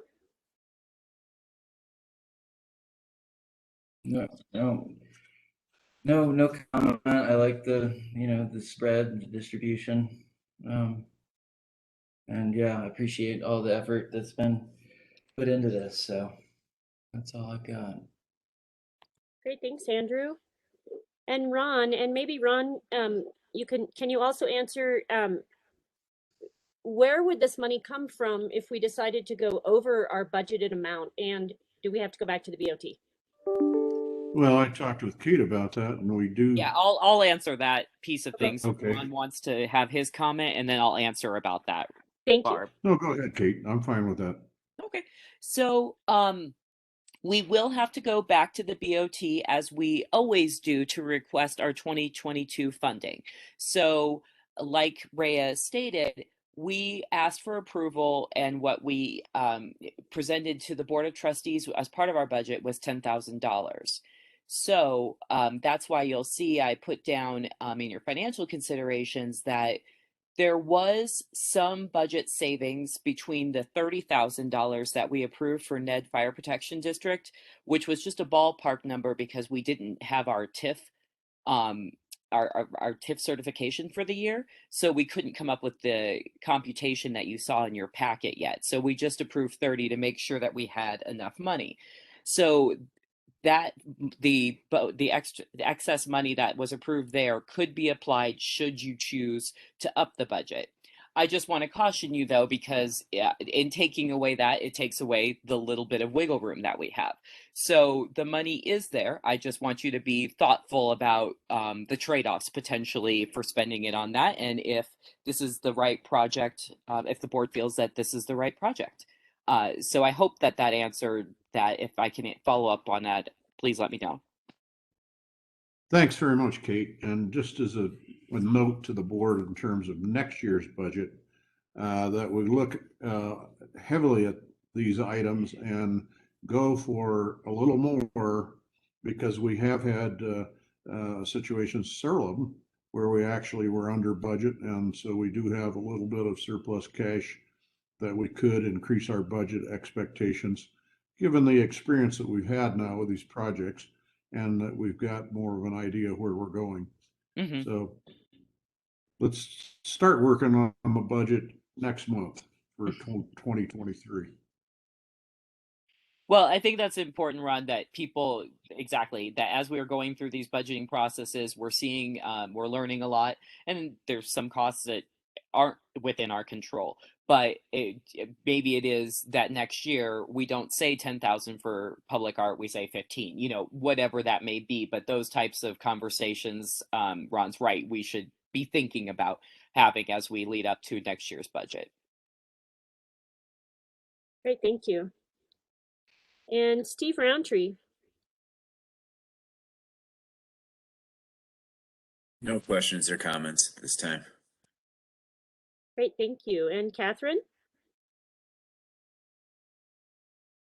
It sounds like if we have a little bit of wiggle room with the money that has come in, well, the money that was originally budgeted for the fire district, maybe because this isn't maybe the only thing that's could go over budget, we should consider hanging on to it as a contingency fund. And if budget does need to be changed, that we have something to dip into for this or for other projects that may have had a budget shortfall. And that for right now, just sticking with what was planned for budget until we know that we might need more would be my leaning. Great, thanks, Catherine. And Danielle, did you have any further comment before I comment? Yes, please. Thank you. I appreciate you guys putting information into this, what your thoughts are. I do acknowledge that when we are looking at this, the materials costs have gone up significantly in the past couple of months. And also just the response to having 3 projects. I really appreciate the support, the consideration, the thought going into it, and the response that I'm hearing. So thank you. And I do think responding to the POs, because they are the ones who responded to a public call in sites for art this year. And for Tebow, because that is a significant location, whereas the POs isn't as viewable, so that the rest of town will be seeing more of what we are doing. And again, responding to the stewardship means a lot to us. So I appreciate this consideration. Thank you. Great, thank you. I'm just going to echo pretty much what Catherine said. I would like to stick to the budget on this. I would like to see us come up with a plan to use that amount, the 10,000 that we had originally planned, and make as many projects work as we can. And when we see the new mural hanging over on the new feed store, and we see another project reach the end point, then we could always come back in a couple of months or 6 months and say, gosh, we've completed all of these things and we still have time to do one more. And if we decided at that time to go back and ask for additional funding, I think that would be the time for me personally to ask for that. But I would like to see it stick to the 10,000 for now and go from there. That's my personal opinion. Since this is an action item, I'd like to open it up for public comment. Do we have any public comment on this item?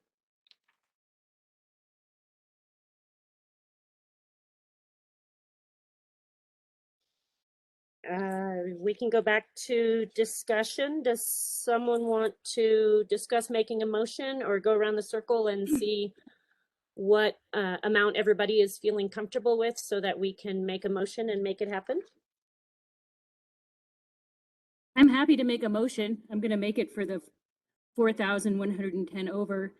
If we make it for less money, we're definitely not going to get a second mural this year. It'll kill the project, that second mural, which is highly visible. I don't think it's that big of an ask to ask for $4,000 more money that it's already been, that we already have sitting there. So I would like to, I know we're not going to be on a consensus on this one, but I'd like to kind of go ahead and make that motion and see if we have a second and take a vote.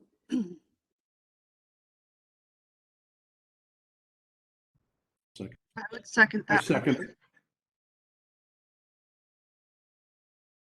Is there any further discussion?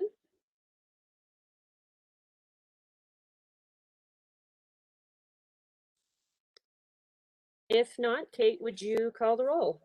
Yes. Steve Carreau, Yes. Rhea Ortner, Yes. Barb Hart, Yes. Andrew Duarte, Yes. Ron Mitchell, Yes. Danielle Kraus, Yes. Steve Roundtree, Yes. Catherine Vallon. Yes. Thank you all. Thank you. That Thank moves us that moves us into the Big Springs improvement next steps, and I believe Kate will be presenting this.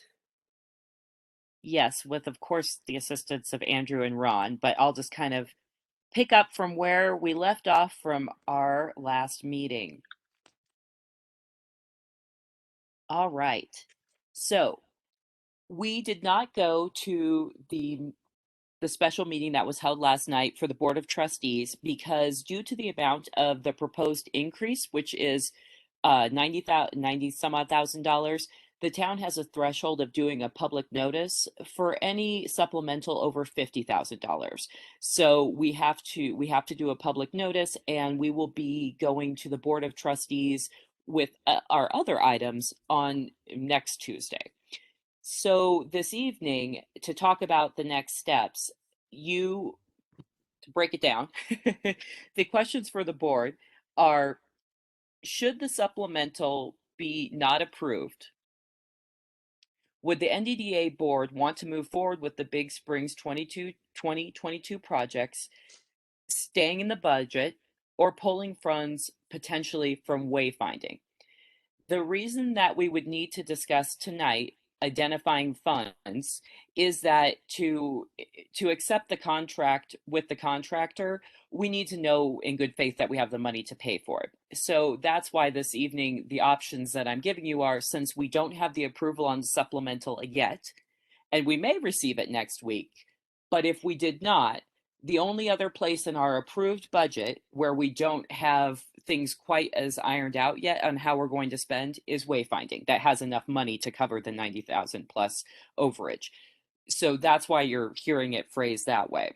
So the board tonight can decide to not go with the contractor and wait to see what happens with the Board of Trustees, or the board can decide tonight to go with the lowest qualified contractor and understand that if the money is not approved next week, that the money would have to come from wayfinding, and that we would have to have a discussion about the future of wayfinding this year and in 2023.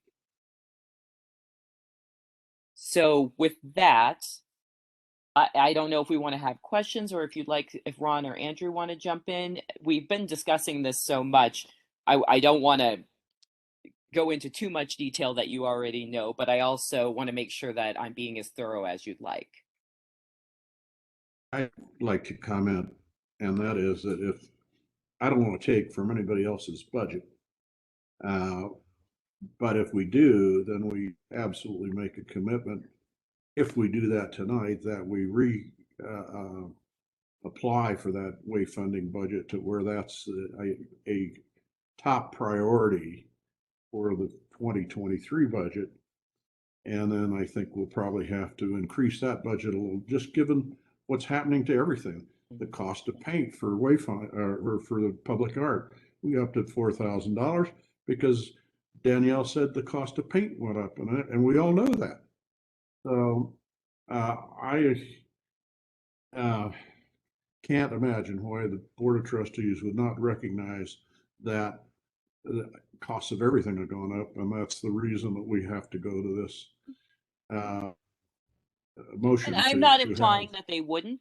It's just to do my job for you the best, I have to prepare for all scenarios. And since the desire of the board was to approve a contractor tonight, I do not want to slow that process up unless you have decided that that's the way that you want to move forward. And so therefore, I'm just giving you the options that you have. And Well, so, and I also don't want to cut wayfinding either. It's just, you know, the facts. I would move if we need to take that option, that we approve taking that option, given the fact we have spent a tremendous amount of money on engineering, surveying, and all preparatory work. Now we're going to lose far more money than the 90,000 just due to if we end up doing it next year. So please consider that, board members. Andrew? Yeah, I don't have anything to add. I think it's pretty straightforward. I agree with Ron that, you know, I don't like the idea of taking money from another budget, but just to keep things moving, I see that as the only option if we want Big Springs to happen, were the Board of Trustees to refuse funding. So that's all.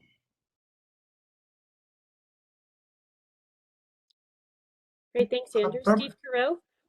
Yeah, thank you, Barbara. So I'm sorry, I didn't quite grasp this, but I think I understand the gist of it. But I was wondering what we budget 150,000 for 2022 for wayfinding? Yes. And we're talking about taking, like, what was it? 93. Under 50,000? Yes. 93. Okay, so that would still leave the wayfinding with around 57,000 maybe that we would be able to spend in 2022. Is that correct? Yes. So I just wanted to comment also for the board that, you know, from my understanding of wayfinding and how we're moving and how the state of construction industry and how booked up, you know, contractors are and all, without really crunching the numbers and all, I can't say for sure, but I do feel like if we were left with 53,000 instead of the 150,000 that we could spend in 2022, you know, I still feel like we would be able to move into the next phase of moving wayfinding forward, in the sense that the next phase will be to hire, either merge for another project or some other company. And what they'd be doing is finalizing the programming that we're going to be working on this coming month. They would finalize with us, exactly what signs we want to produce and where they would be going. And then they would be creating construction ready engineered documents that we could put out to bid. So my sense is that even if we were knocked back to, the 53,000 that we could actually spend, that would probably still keep wayfinding moving forward, because our next stage, for what we could accomplish in 2022, I think would still be in the pre-construction phase for the most part. So I think that, just in some ways, just thinking of it without knowing the future of wayfinding, I do feel like wayfinding would be able to move forward. And I personally also feel that the Big Springs is farther along and has a lot more energy and money sunk into it. And we have a contractor who's ready to start the work. So I feel like, just speaking from the wayfinding side of things, and I have to say I'm not speaking as the committee because I haven't been good in including the committee in any way yet. But just from what I know as leading it, I would say that I think wayfinding could still move forward in a decent way in 2022. And also wanted to just say that I think that I would hope that the Board of Trustees would approve the increase for Big Springs, knowing how all prices are going up, and especially in construction. So I think that it might not even come to affecting the wayfinding budget at all. But if it did, I do feel like wayfinding would still be able to manage moving the ball forward this year. So I just wanted to put that out for the board in our discussions. Thank you. And I'm in favor of, of the plan as it stands. So if it weren't approved to increase the budget for Big Springs, that we still take the money from wayfinding. Great, thanks, Steve. And Rhea. I approve of asking the Board of Trustees for the additional funds, and if we can't get it from wayfinding, that's fine with me. I think what Steve just mentioned makes a lot of sense. I think wayfinding, we have a ways to go before we're going to be spending a lot of money on signs. I do want to still, if there's a way to somehow see if there's any cost savings with the streets department with the town doing the asphalt piece, I'd like to do that if it saves money. I don't know if Emmett's still on, if he has any idea yet on that, but if there's a way we can still have the funding but not have the contractor do it, if we can save money having the town do it, would be great. Okay. Emmett. Yeah, I'd be willing to speak to that. Great, thank you, Emmett. And yeah, I did want to advocate for the town and my department specifically, and suggest that the town do be responsible for the asphalt that's within our right of way. Yeah, I had sent out a quote to Nathan, and I believe Andrew and Ron saw the quote. But I had identified that the town could do the asphalt portion of the job for around $10,000 less. So yeah, I would like to push for that. I see it as an opportunity to save the town some money and just take advantage of the skills in the streets department. So yeah, I'd like to advocate for that. And I did, thanks for bringing up the asphalt, Rhea. This is also a question for the board tonight to decide, since this was something that was brought up at our last meeting as well. So that's why moving forward, should you decide to select a contractor, that would also be a question that we would need a motion for, is if you were in favor of town doing the asphalt work, or if we wanted to go with the contractor per the bid.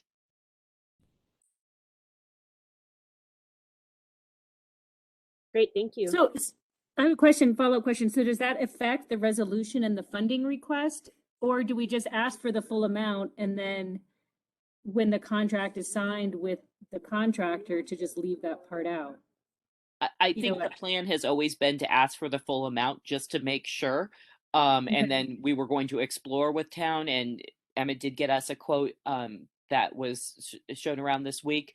So I wouldn't, my guidance would be to not lessen the amount, but Okay. rather approve working with town would be the better way to do that. I think Okay. I'm open to other people's suggestions as well. Just as long as when you sign the contract with Edge, that it's clear that, We're not that, doing that piece. yeah, but Yeah. leaving the money in the budget makes sense in case the town department gets super swamped with some Just in emergency, case, something yeah. else and can't get to it or something. Right. So, okay, that sounds reasonable to me. Great, thank you. And Danielle. I am on board with moving forward with the Big Springs project and asking the wayfinding for supplemental help with that if we need to. I feel confident in Steve's feedback about being able to still move forward with wayfinding and agree that Big Springs is well underway and should follow through. Thank you. Great, thanks. And Steve Roundtree. Yeah, thanks for everybody for sharing so much insight into this. I agree with the going to the board and asking for the 93 and getting it from the wayfinding if needed. Great perspective from Steve, Ron, Rhea, everybody. Thank you. Great, thanks. And Catherine. Kind of echoing, I really appreciate the feedback from Steve that while obviously in a worst case scenario, that's a huge hit to wayfinding's budget, it's very comforting to know that it wouldn't paralyze and disable any progress from being made from wayfinding, that still lots of things could still move forward this year. It wouldn't be a total loss if it came to it. Sounds like it wouldn't. And so I am in favor of moving forward and, recognizing that we might be, for all intents and purposes, using the wayfinding budget as the co-signer, if you will, on the funding that, for us to be able to go ahead and get a contract signed with the contractor, again, with hopefully using the town to do part of the work.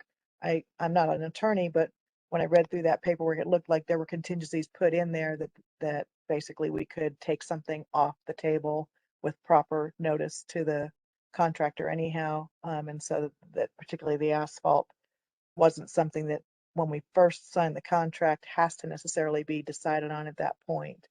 But anyhow, so like everybody else, I'd like to move forward with requesting the funding and getting the contractor signed. Great, thanks, Catherine.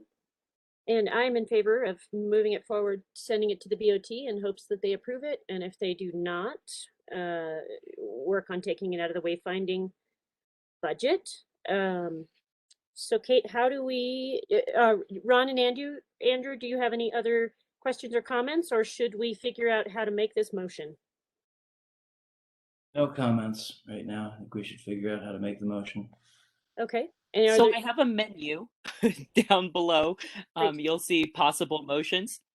And so what I think you'll want to be choosing from tonight is a motion to approve Edge as the contractor for the Big Springs project, and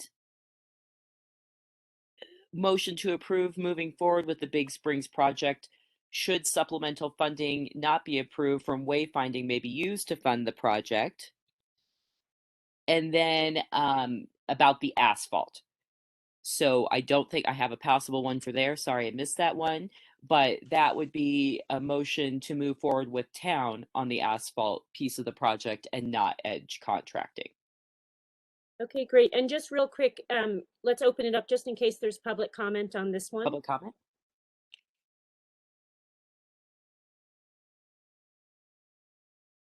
Hearing and seeing none, I would entertain the first motion. It's not Motion. combined. We have to do them each individually, correct? Yeah, I think it's easiest because we are talking about three different things. Great, thank you. I motion that we approve Edge as contractor for the Big Springs project. Second. And I Kate? motion, Oh, roll okay, call. I'll do roll call and then we'll do the next motion. So Steve Carell, Yes. Rhea Ortner, Yes. Barb Hart, Yes? Andrew Duart, Yes. Ron Mitchell, Yes. Danielle Kraus, Yes. Steve Roundtree, Yes. Catherine Vallon. Yes. Thank you.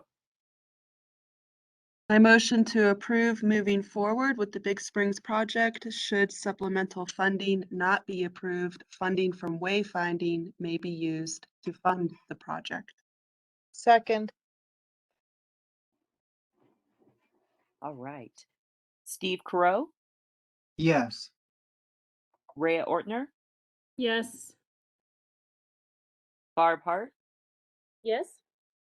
Andrew Duart, Yes. Ron Mitchell, Yes. Danielle Kraus, Yes. Steve Roundtree, Yes. Catherine Vallon. Yes. And I motion, if I can word this right, that the town right-of-way pavement job be omitted from the Edge contract and given to the town.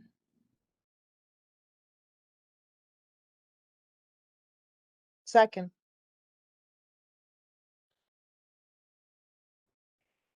Steve Carell, Are we not to have discussion? Yeah, I just wanted to have a oh, discussion is that before we we're voted. not gonna? Okay.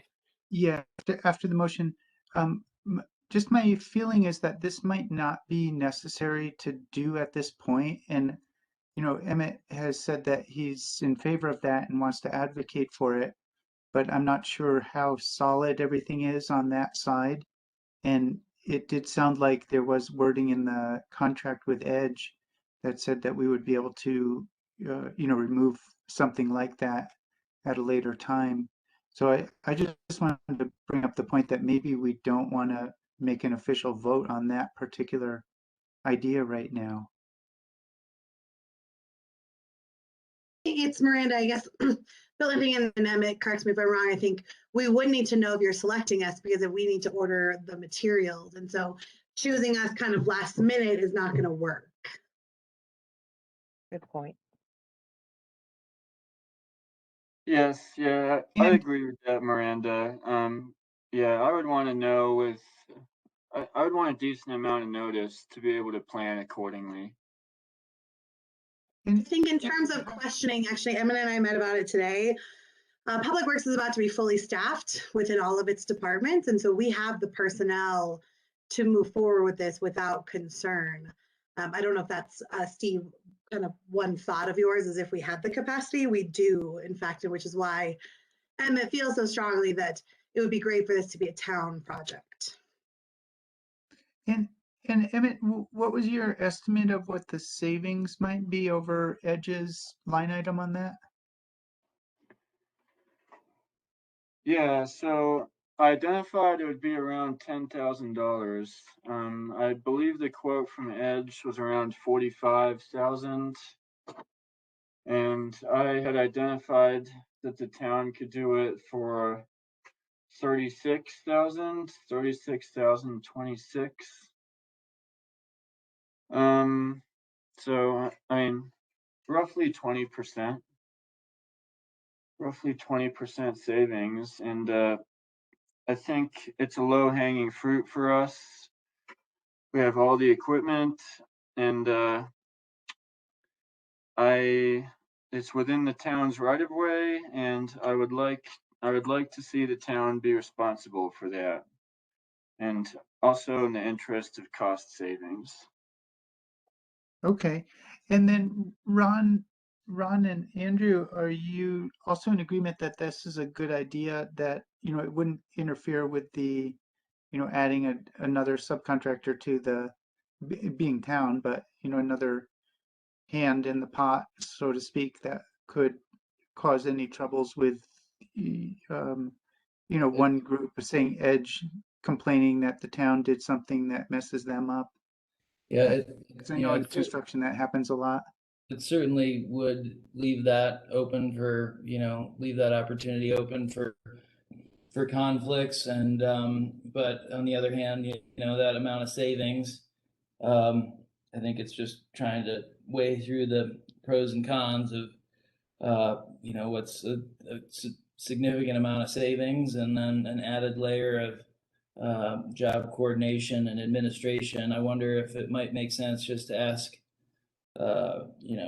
Nathan if it would add any fees, if he would foresee a certain amount of fees being added to his project administration, adding another party. But I know it's late. I don't want to. That's just my 2 cents there.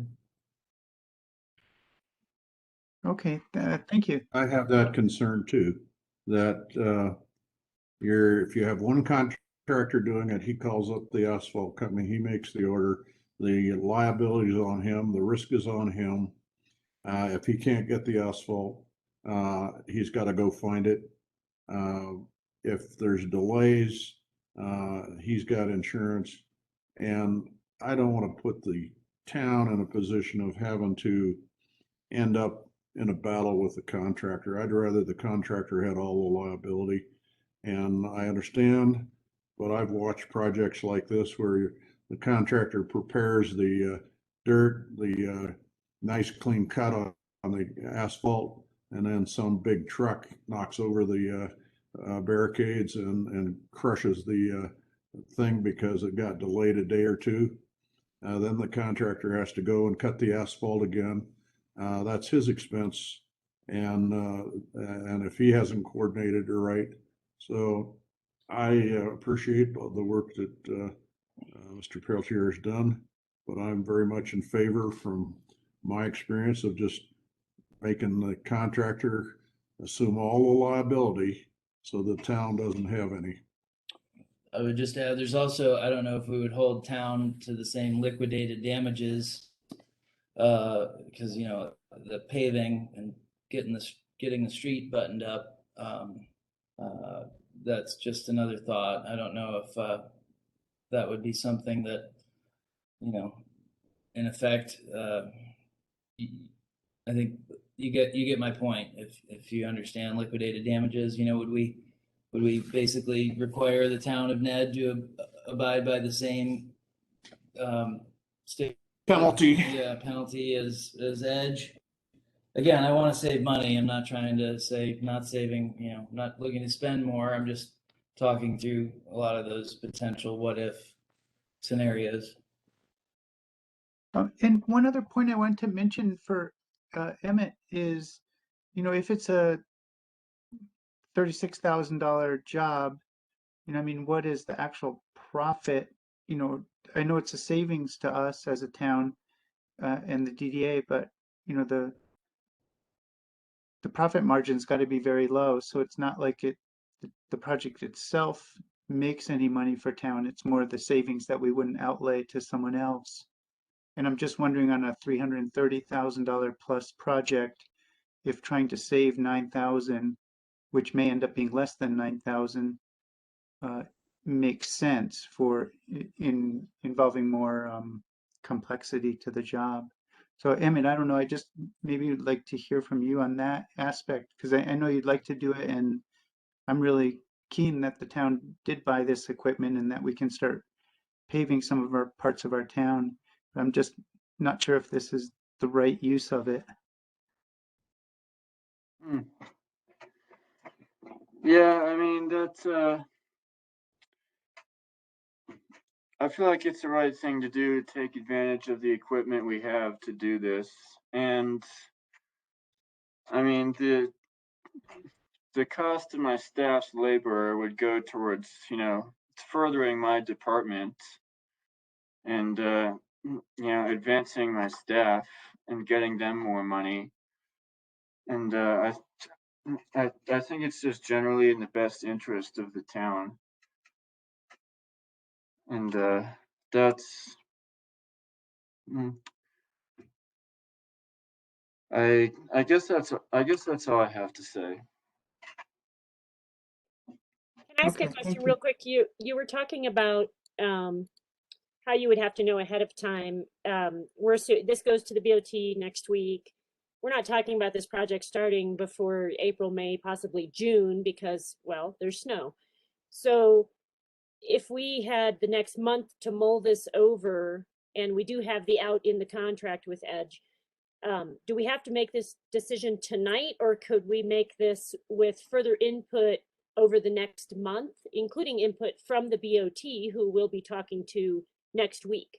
Is that something that we can just table for next month's meeting? Yeah, I mean, I don't think the decision has to be made tonight. I mean, I have a pretty reliable asphalt contact, and I mean, I have the equipment on hand.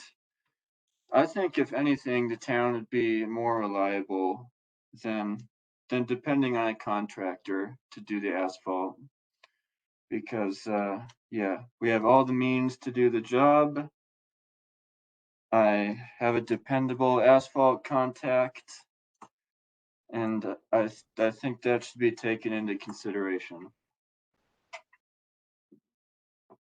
I also Yeah, ultimately for think sure. that the town, Oh, go ahead. I was I was just gonna gonna say, say, I thanks, also Mike. think that whether or not the contractor does it or the town does it, the town is here to stay and has to deal with the outcome. And while we might have legal recourse against an outside contractor, we don't want to spend our time in court or anything like that.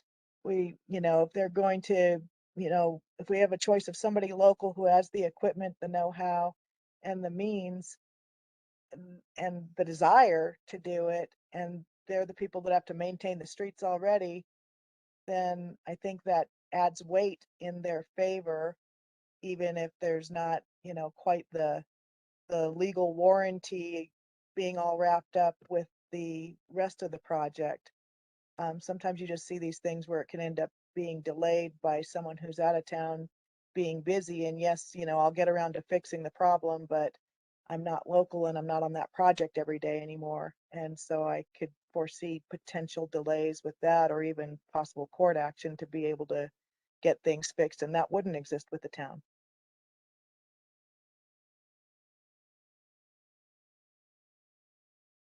Thanks, Catherine. Does anyone else have further discussion on this, or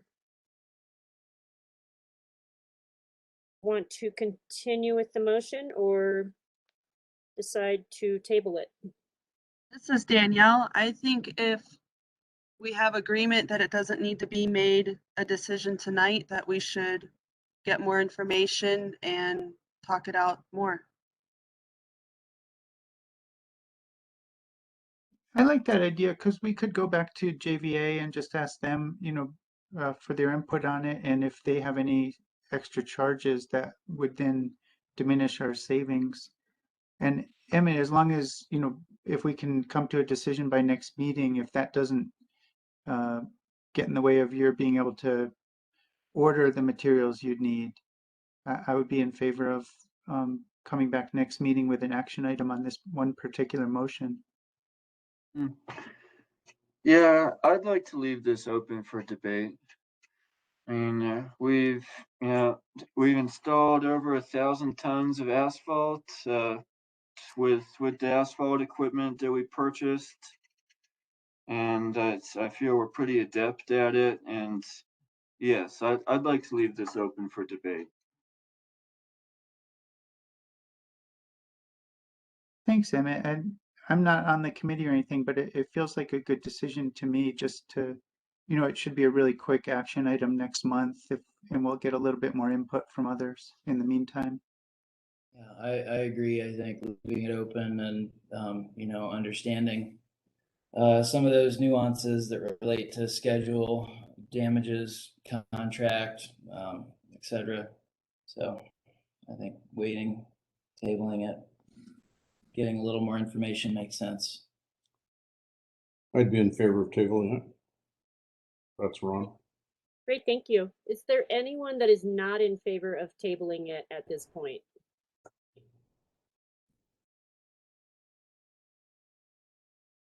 And is there any further public comment on this item?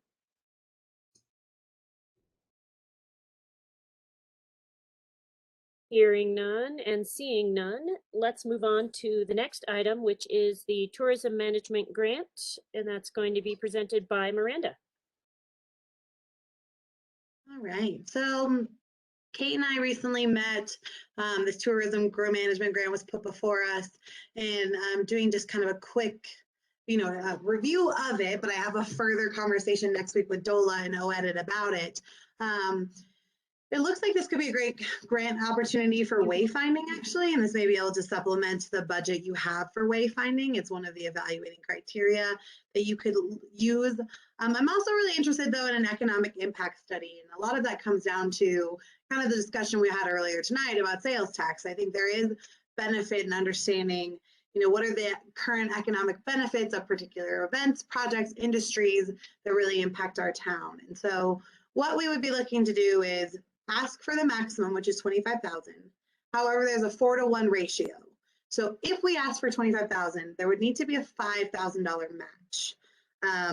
The thought was that you'd then have, the 20,000, we would commit 15,000 to wayfinding and 5,000 for that economic impact study.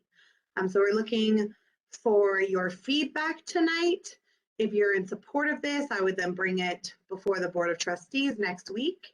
And then Kate and I would work together to submit an application before March 4th. So just looking for your input.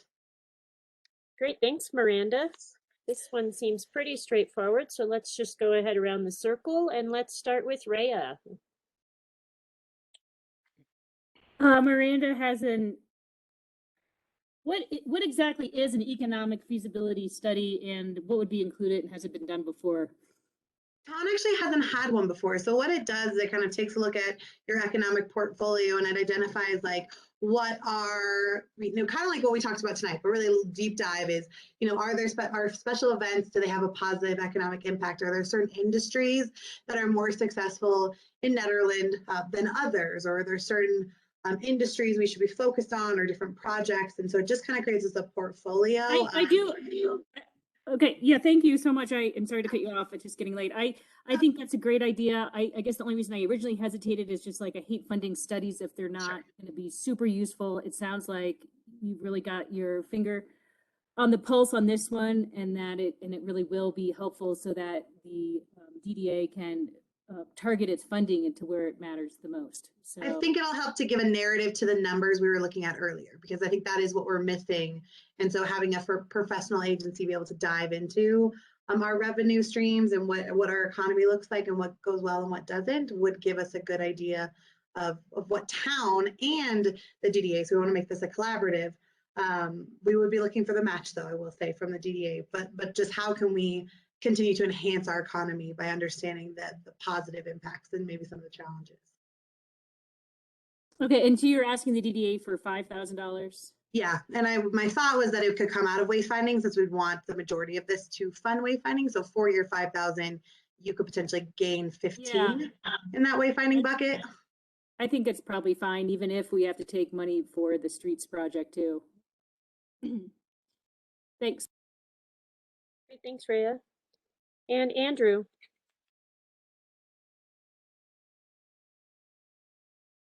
I've got not a whole lot to add. I just, it seems that the 5,000, well, I realize the grant, getting that extra 20,000, is the most important thing, but I'm wondering what we'll get for that.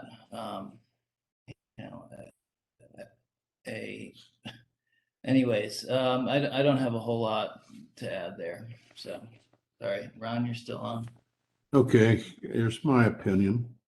I don't think you'll get much of anything at all. I'm very much in favor of grants. I'd rather just give it all to the wayfinding, and then put in our budget for 2023 up to $50,000, because in terms of doing an economic study and how to help the businesses and what we should do, it's going to take a lot of data crunching. It's going to take a lot of analysis on all of that sales tax revenue. It's going to take a lot of interviews with merchants, and I just don't think you'll get anything like that for $5,000. So I'm Ron, for, like yes. Miranda said, our hope is that this kind of opens the door to us helping to understand there is money through the USDA rural agriculture that has money if we wanted to take this data and go farther. So there is grant funding available, but like we said, we don't want to just spend money on plans to spend money on plans, but through discussions with Miranda and based on the information we've been looking at and the questions that are coming up, we thought this was a good first step to get our hands on the information. And then once we've got that, there is other places where we can look to do next steps if that's where we choose to go. Well, if the 5,000 is funds for investigative activities, I'm all for it. But I don't think you'll get anything of a study or any significant results if you commit the 5,000 just to a study. If you're going to go out and take the 5,000 and look for the larger amount of money, then I'm for it. If that's the case, I didn't realize that was the case. The larger amount of money, we need to know what we're asking for before. Because I looked into the grant opportunity to do it actually this year, but we didn't have enough clarity, and it would have just been kind of a too big a reach application. And so that's where Miranda and I kind of tease this out that, hey, this might actually help us get to a better application for future funding, grant funding next year, from that same pot of money to do some planning or implement a project, because there's some ways that we could leverage that in to these projects. But that's for another. I just kind of wanted to bring that up, that this is part of, we're seeing that there's a lot of opportunities potentially with this. Well, I'm a little confused. I'm sorry. So I think, How can I be? I will, yeah, I mean, I do think that this type of economic impact study that they're able to do from OEdit is going to be pretty preliminary information. So I do understand what you're saying, Ron, that $1,000 plus is going to give you a really robust plan. And so if that's a desire, you know, I kind of, it was a little bit of like, oh, we like this grant because there's opportunities that could impact both town and the DDA. If the ultimate consensus is to do $20,000 for wayfinding and just to supplement that budget, I'm happy to continue to work with the DDA to look at other economic. I just, it's one of these opportunities that you could do a combination of funding streams, being wayfinding and economic study. And I just thought this would be a good way to do that, kind of gather that preliminary information. Let me be very upfront and direct. If you had funds to study what the impact would be of redevelopment on a large scale in terms of sales tax revenue for the town, I'd love to see a study like that done prior to my doing anything, because that's the kind of thing I'm going to do myself. But I would far prefer third-party analysis than my own, and so would a lot of other people. So that's what I had in mind in questioning the $5,000 as being not significant enough to really get the data that you need to give what the impact statement would probably end up being. And I want everybody to know that. I want to be very straightforward about it.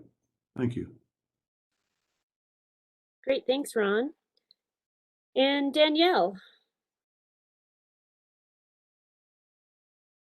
So my brain wants to say that this $5,000 would earn us about $15,000 to help us gather more information so that we could be going into this direction to learning more of what it is we're asking for. So the 15,000 would go to so the way we're approaching this is the $15,000 would go to wayfinding, and then the 5,000 would be used for an economic impact study. Again, very kind of, because this is not a substantial grant amount, it's very preliminary information. And the preliminary information would help us go in the direction of a more thorough study that Ron would prefer. that sounds like what Ron's wants to do. I think the alternative would be just to do the full $20,000 for wayfinding and then continue to kind of pursue or look for larger grant fundings that could do a more comprehensive economic analysis. Great, thanks, Miranda.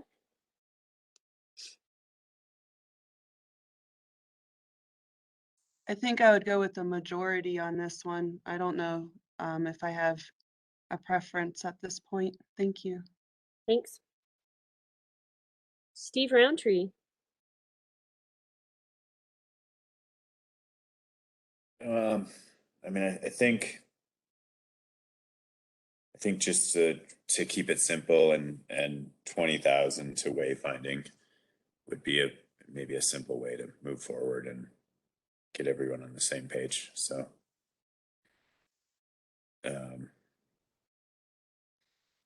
but it could also, I guess I'd also support the way that it's presented as well.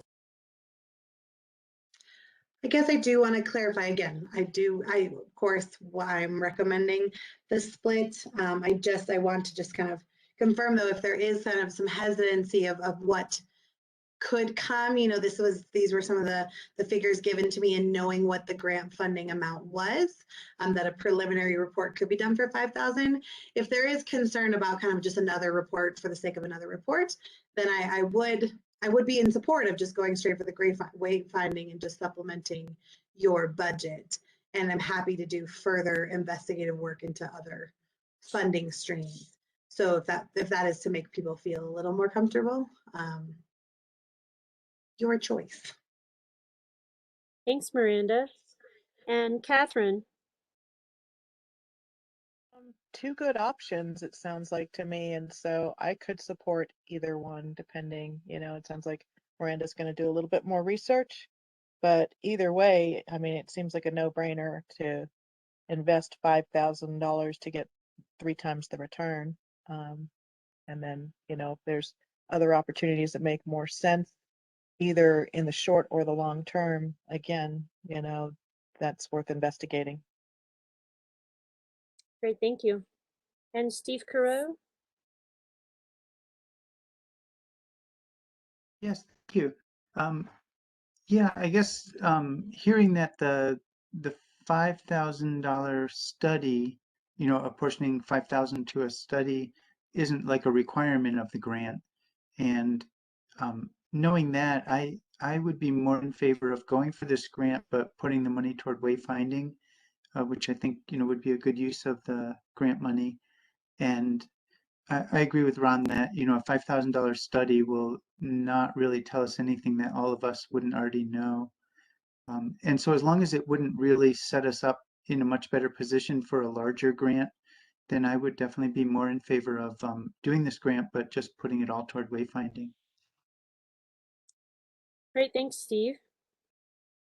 And I guess my thought is having data that we can use to apply for more grants is very valuable. And if we already have to put up the $5,000 as a match, and we'll be able to put some towards wayfinding and some towards a study, if that could give us any valuable information, I think that it's worth pursuing the study as well, because we could end up with a lot more money down the road, whereas saying that we need $50,000 to do a study means we're budgeting for it next year. But we have this opportunity right now to apply for this money, and maybe it would give us opportunities to apply for grants in the summer or the fall that could feed back into wayfinding or other economic development in our town. So that's my thought personally. But I would entertain going around in a circle and seeing what everybody's in favor for, or any kind of motion. First, we'll see if there's any public comment on this item.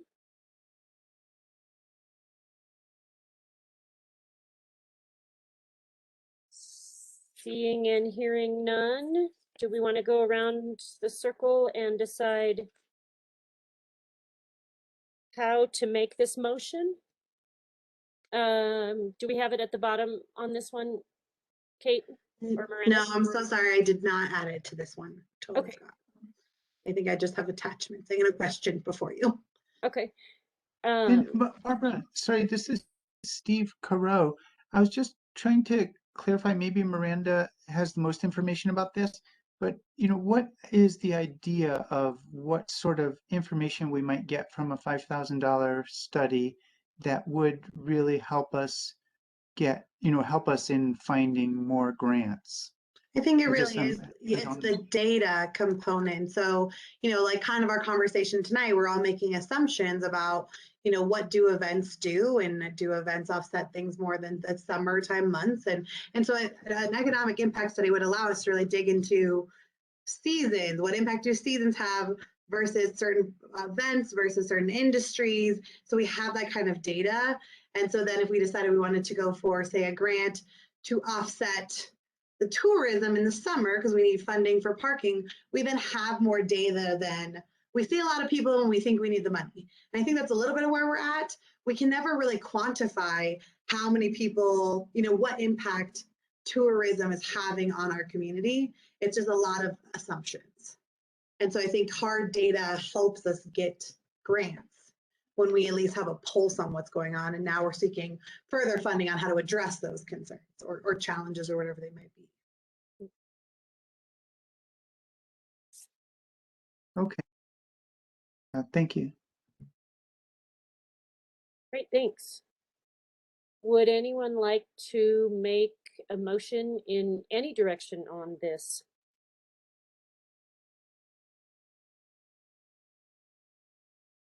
I move we allocate the entire amount of the grant proposal to wayfinding.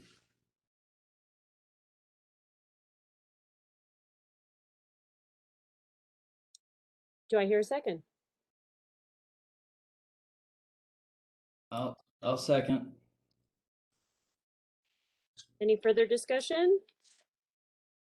Yes, I would like the board to think about next year's budget and what we'd like to do and what we could put out in terms of maybe getting a significant study. I just don't think you'll get very much hard data that will be significant for $5,000. And that's my opinion. I just want to add, we did hypothetically reduce wayfinding's budget by $90,000 if the BOT doesn't move with funding Big Springs. Yeah, I feel a little guilty about that. So that's one of the reasons I'm making the motion. All right, thanks. Any further discussion? This is Danielle. I have a question for Miranda. If you do some more research into finding similar grants, do you think it's a reasonable opportunity that this will come up again? Yeah, well, and I think there are other funding opportunities. I do have a call with OEdit on Monday, which is who is sponsoring this grant, to just kind of explore other things. And so, I think, again, put it before you because it's an opportunity to get a lot of few things for one, but completely fine with putting it all towards wayfinding and then just tasking staff to keep looking for economic study opportunities. Excellent, thank you. Great, thanks. If there is no further discussion, we have a motion and a second on the table. I would ask Kate to call the roll. Steve Carew, Yes. Rhea Ortner, Yes. Barb Hart, Andrew Duart, Yes. Ron Mitchell, Yes. Danielle Kraus, Yes. Steve Roundtree, Yes. Catherine Vallon. Yes. Thank you all. Great, thank you. And that puts us into our beautification project funding resolution, and that would be Kate. Yes, hopefully these last two action items will not take up too much more brain power from you. So during our 2022 budget process, beautification project funding was approved by the Nederland Downtown Development Authority Board and the Board of Trustees. The attached resolution is needed to authorize the funding and make it available for eligible expenditures. The attached resolution 2022-12 is for review and vote this evening. And so the question before you is, does the NDDA Board support resolution 2022-12 and the funding of the NDDA beautification project? Great, thank you. That one seems pretty straightforward, and I'm looking to see if anyone has any questions or comments on this before we take it into a vote. Rather than going around in a circle to everyone, I wonder if anyone has a question or comment, if they can just speak up now.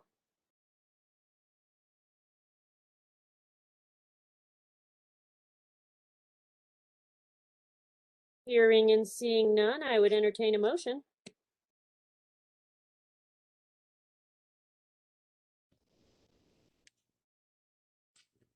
I'll make a motion to go forward with this resolution for beautification funding, the amount of approximately $25,000. Second. Thank you. Is there any further discussion on this or any public comment? Sorry, I didn't include that. Just what was that amount, dollar amount again? Sorry, I didn't, the computer cut out. 25,000. 25,000, okay. Hearing and seeing no further discussion, Kate, will you call the roll? Yes. Steve Carell, Yes. Rhea Ortner, Yes. Barb Hart, Yes. Andrew Duart, Yes. Ron Mitchell, Yes. Danielle Kraus, Yes. Steve Roundtree, Yes. Catherine Vallon. Yes. Thank you all. Great, thank you. And that brings us to our last action item for the evening, and that is the Traffic and Safety Support Funding Resolution, also presented by Kate. So this is similar. During the 2022 budget process, traffic and safety support grant funding was approved by the board and the Board of Trustees. The attached resolution is needed to authorize the funding and make it available for the community. The resolution 2022-14 is attached for your review and vote. And the question before the board tonight is, does the NDDA board support resolution 2022-14 and the funding of the NDDA Traffic and Safety Support Grant Program?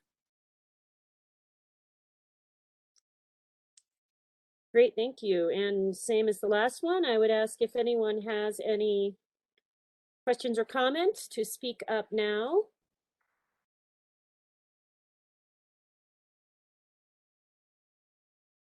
And open it for public comment as well.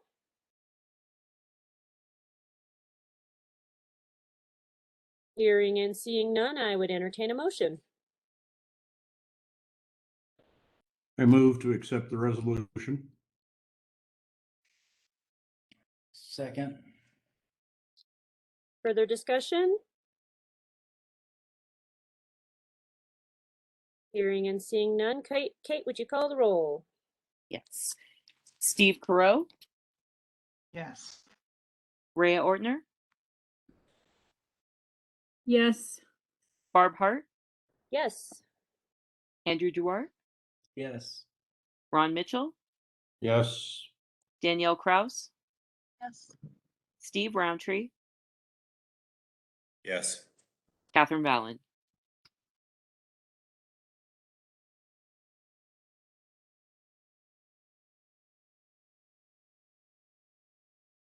Did we lose you, Catherine?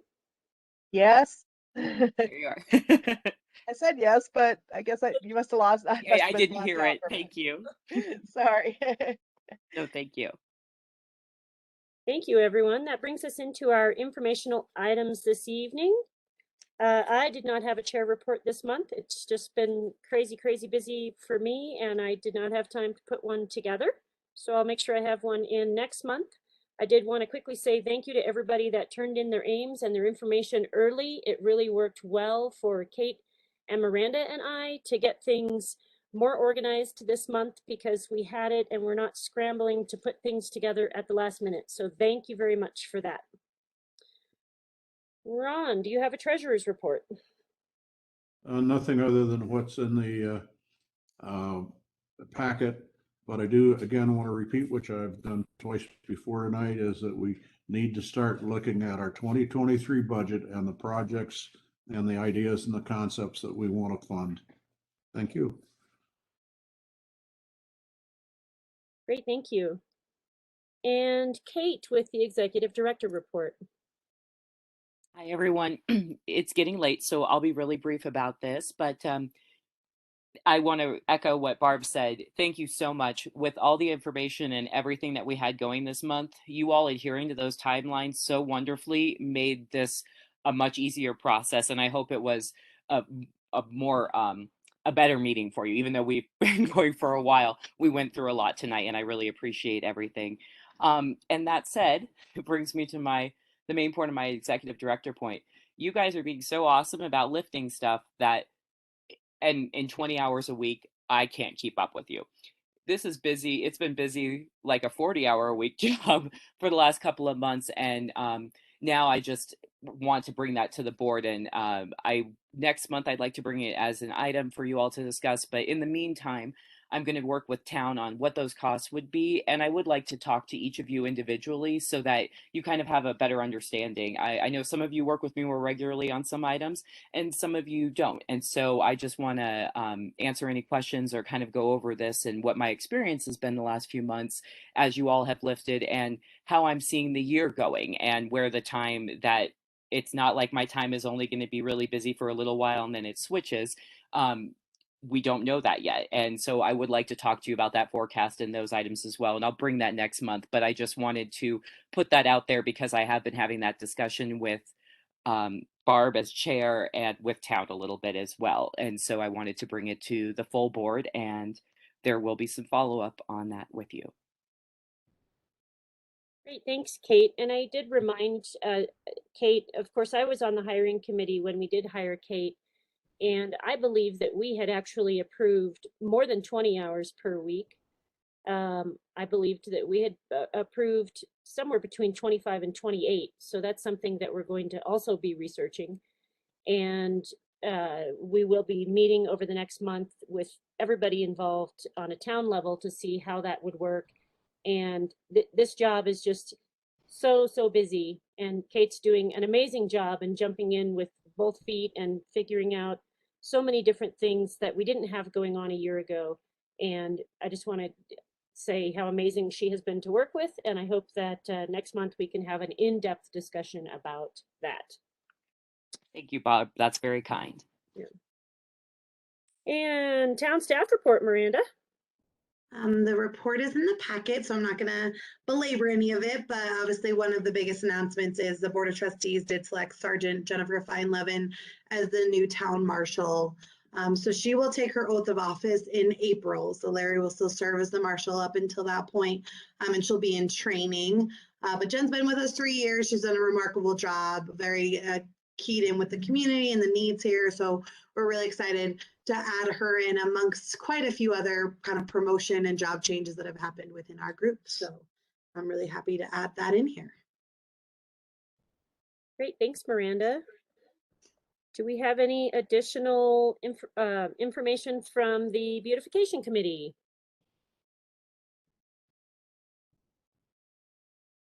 Nothing to add, but just a shout out to everybody.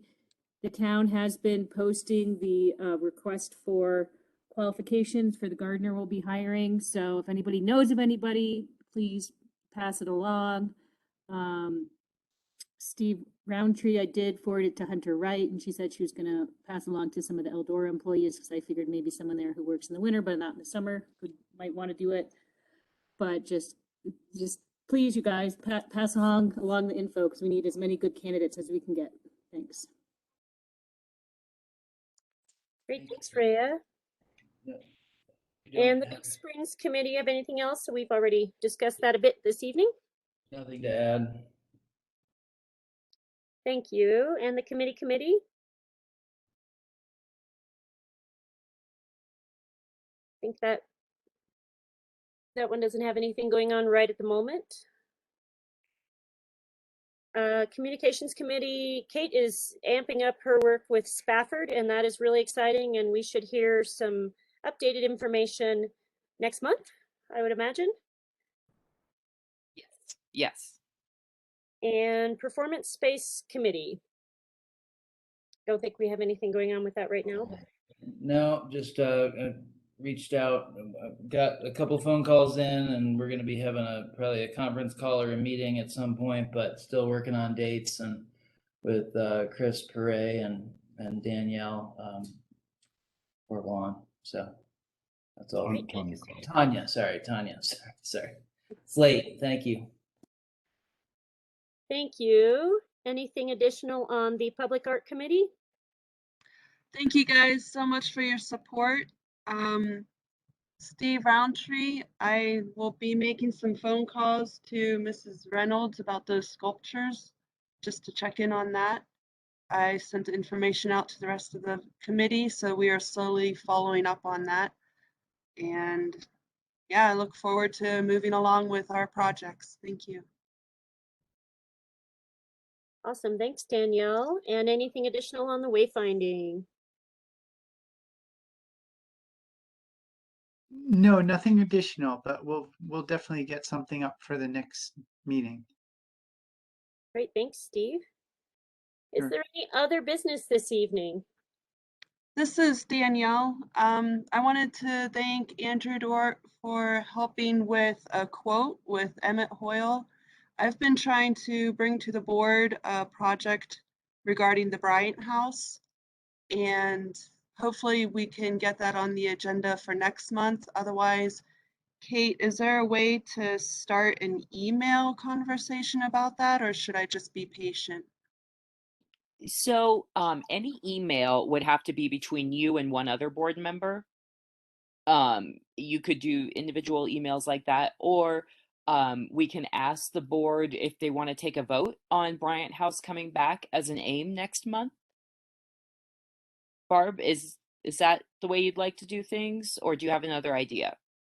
I think if someone is interested in bringing it back, then they should turn the information in once again, and we can decide if we want to look at that next month or not. We have looked at it multiple times, and it doesn't seem like there is a lot of board interest in making it happen right now, especially with our budget and what we might be seeing with Big Springs. And I'm happy to talk to people offline just about it and about, my perspective. Don't want to take up any more time right now, but that's all. I just feel free to email me or call. Yeah, and if you could keep me in the loop on that so I can kind of see where the interest is, because Danielle has provided a name and some follow-up information. And so if there's the interest, we can move that forward next month. But maybe that's what, Danielle, you reach out and just keep me in the loop and we can see how that moves forward. Sure, and thank you. I don't want to push the agenda on that. I just wanted to kind of throw it out there so I can let the people that I've been talking to know that we'll just be patient. Thank you. Thanks, everyone. Great, Great thanks. meeting. Yeah. If there is no other business, I would entertain a motion to adjourn. Motion, we adjourn. Second. Good night, everyone. Good night. Bye, everyone. Bye-bye. Don't vote on adjournment. So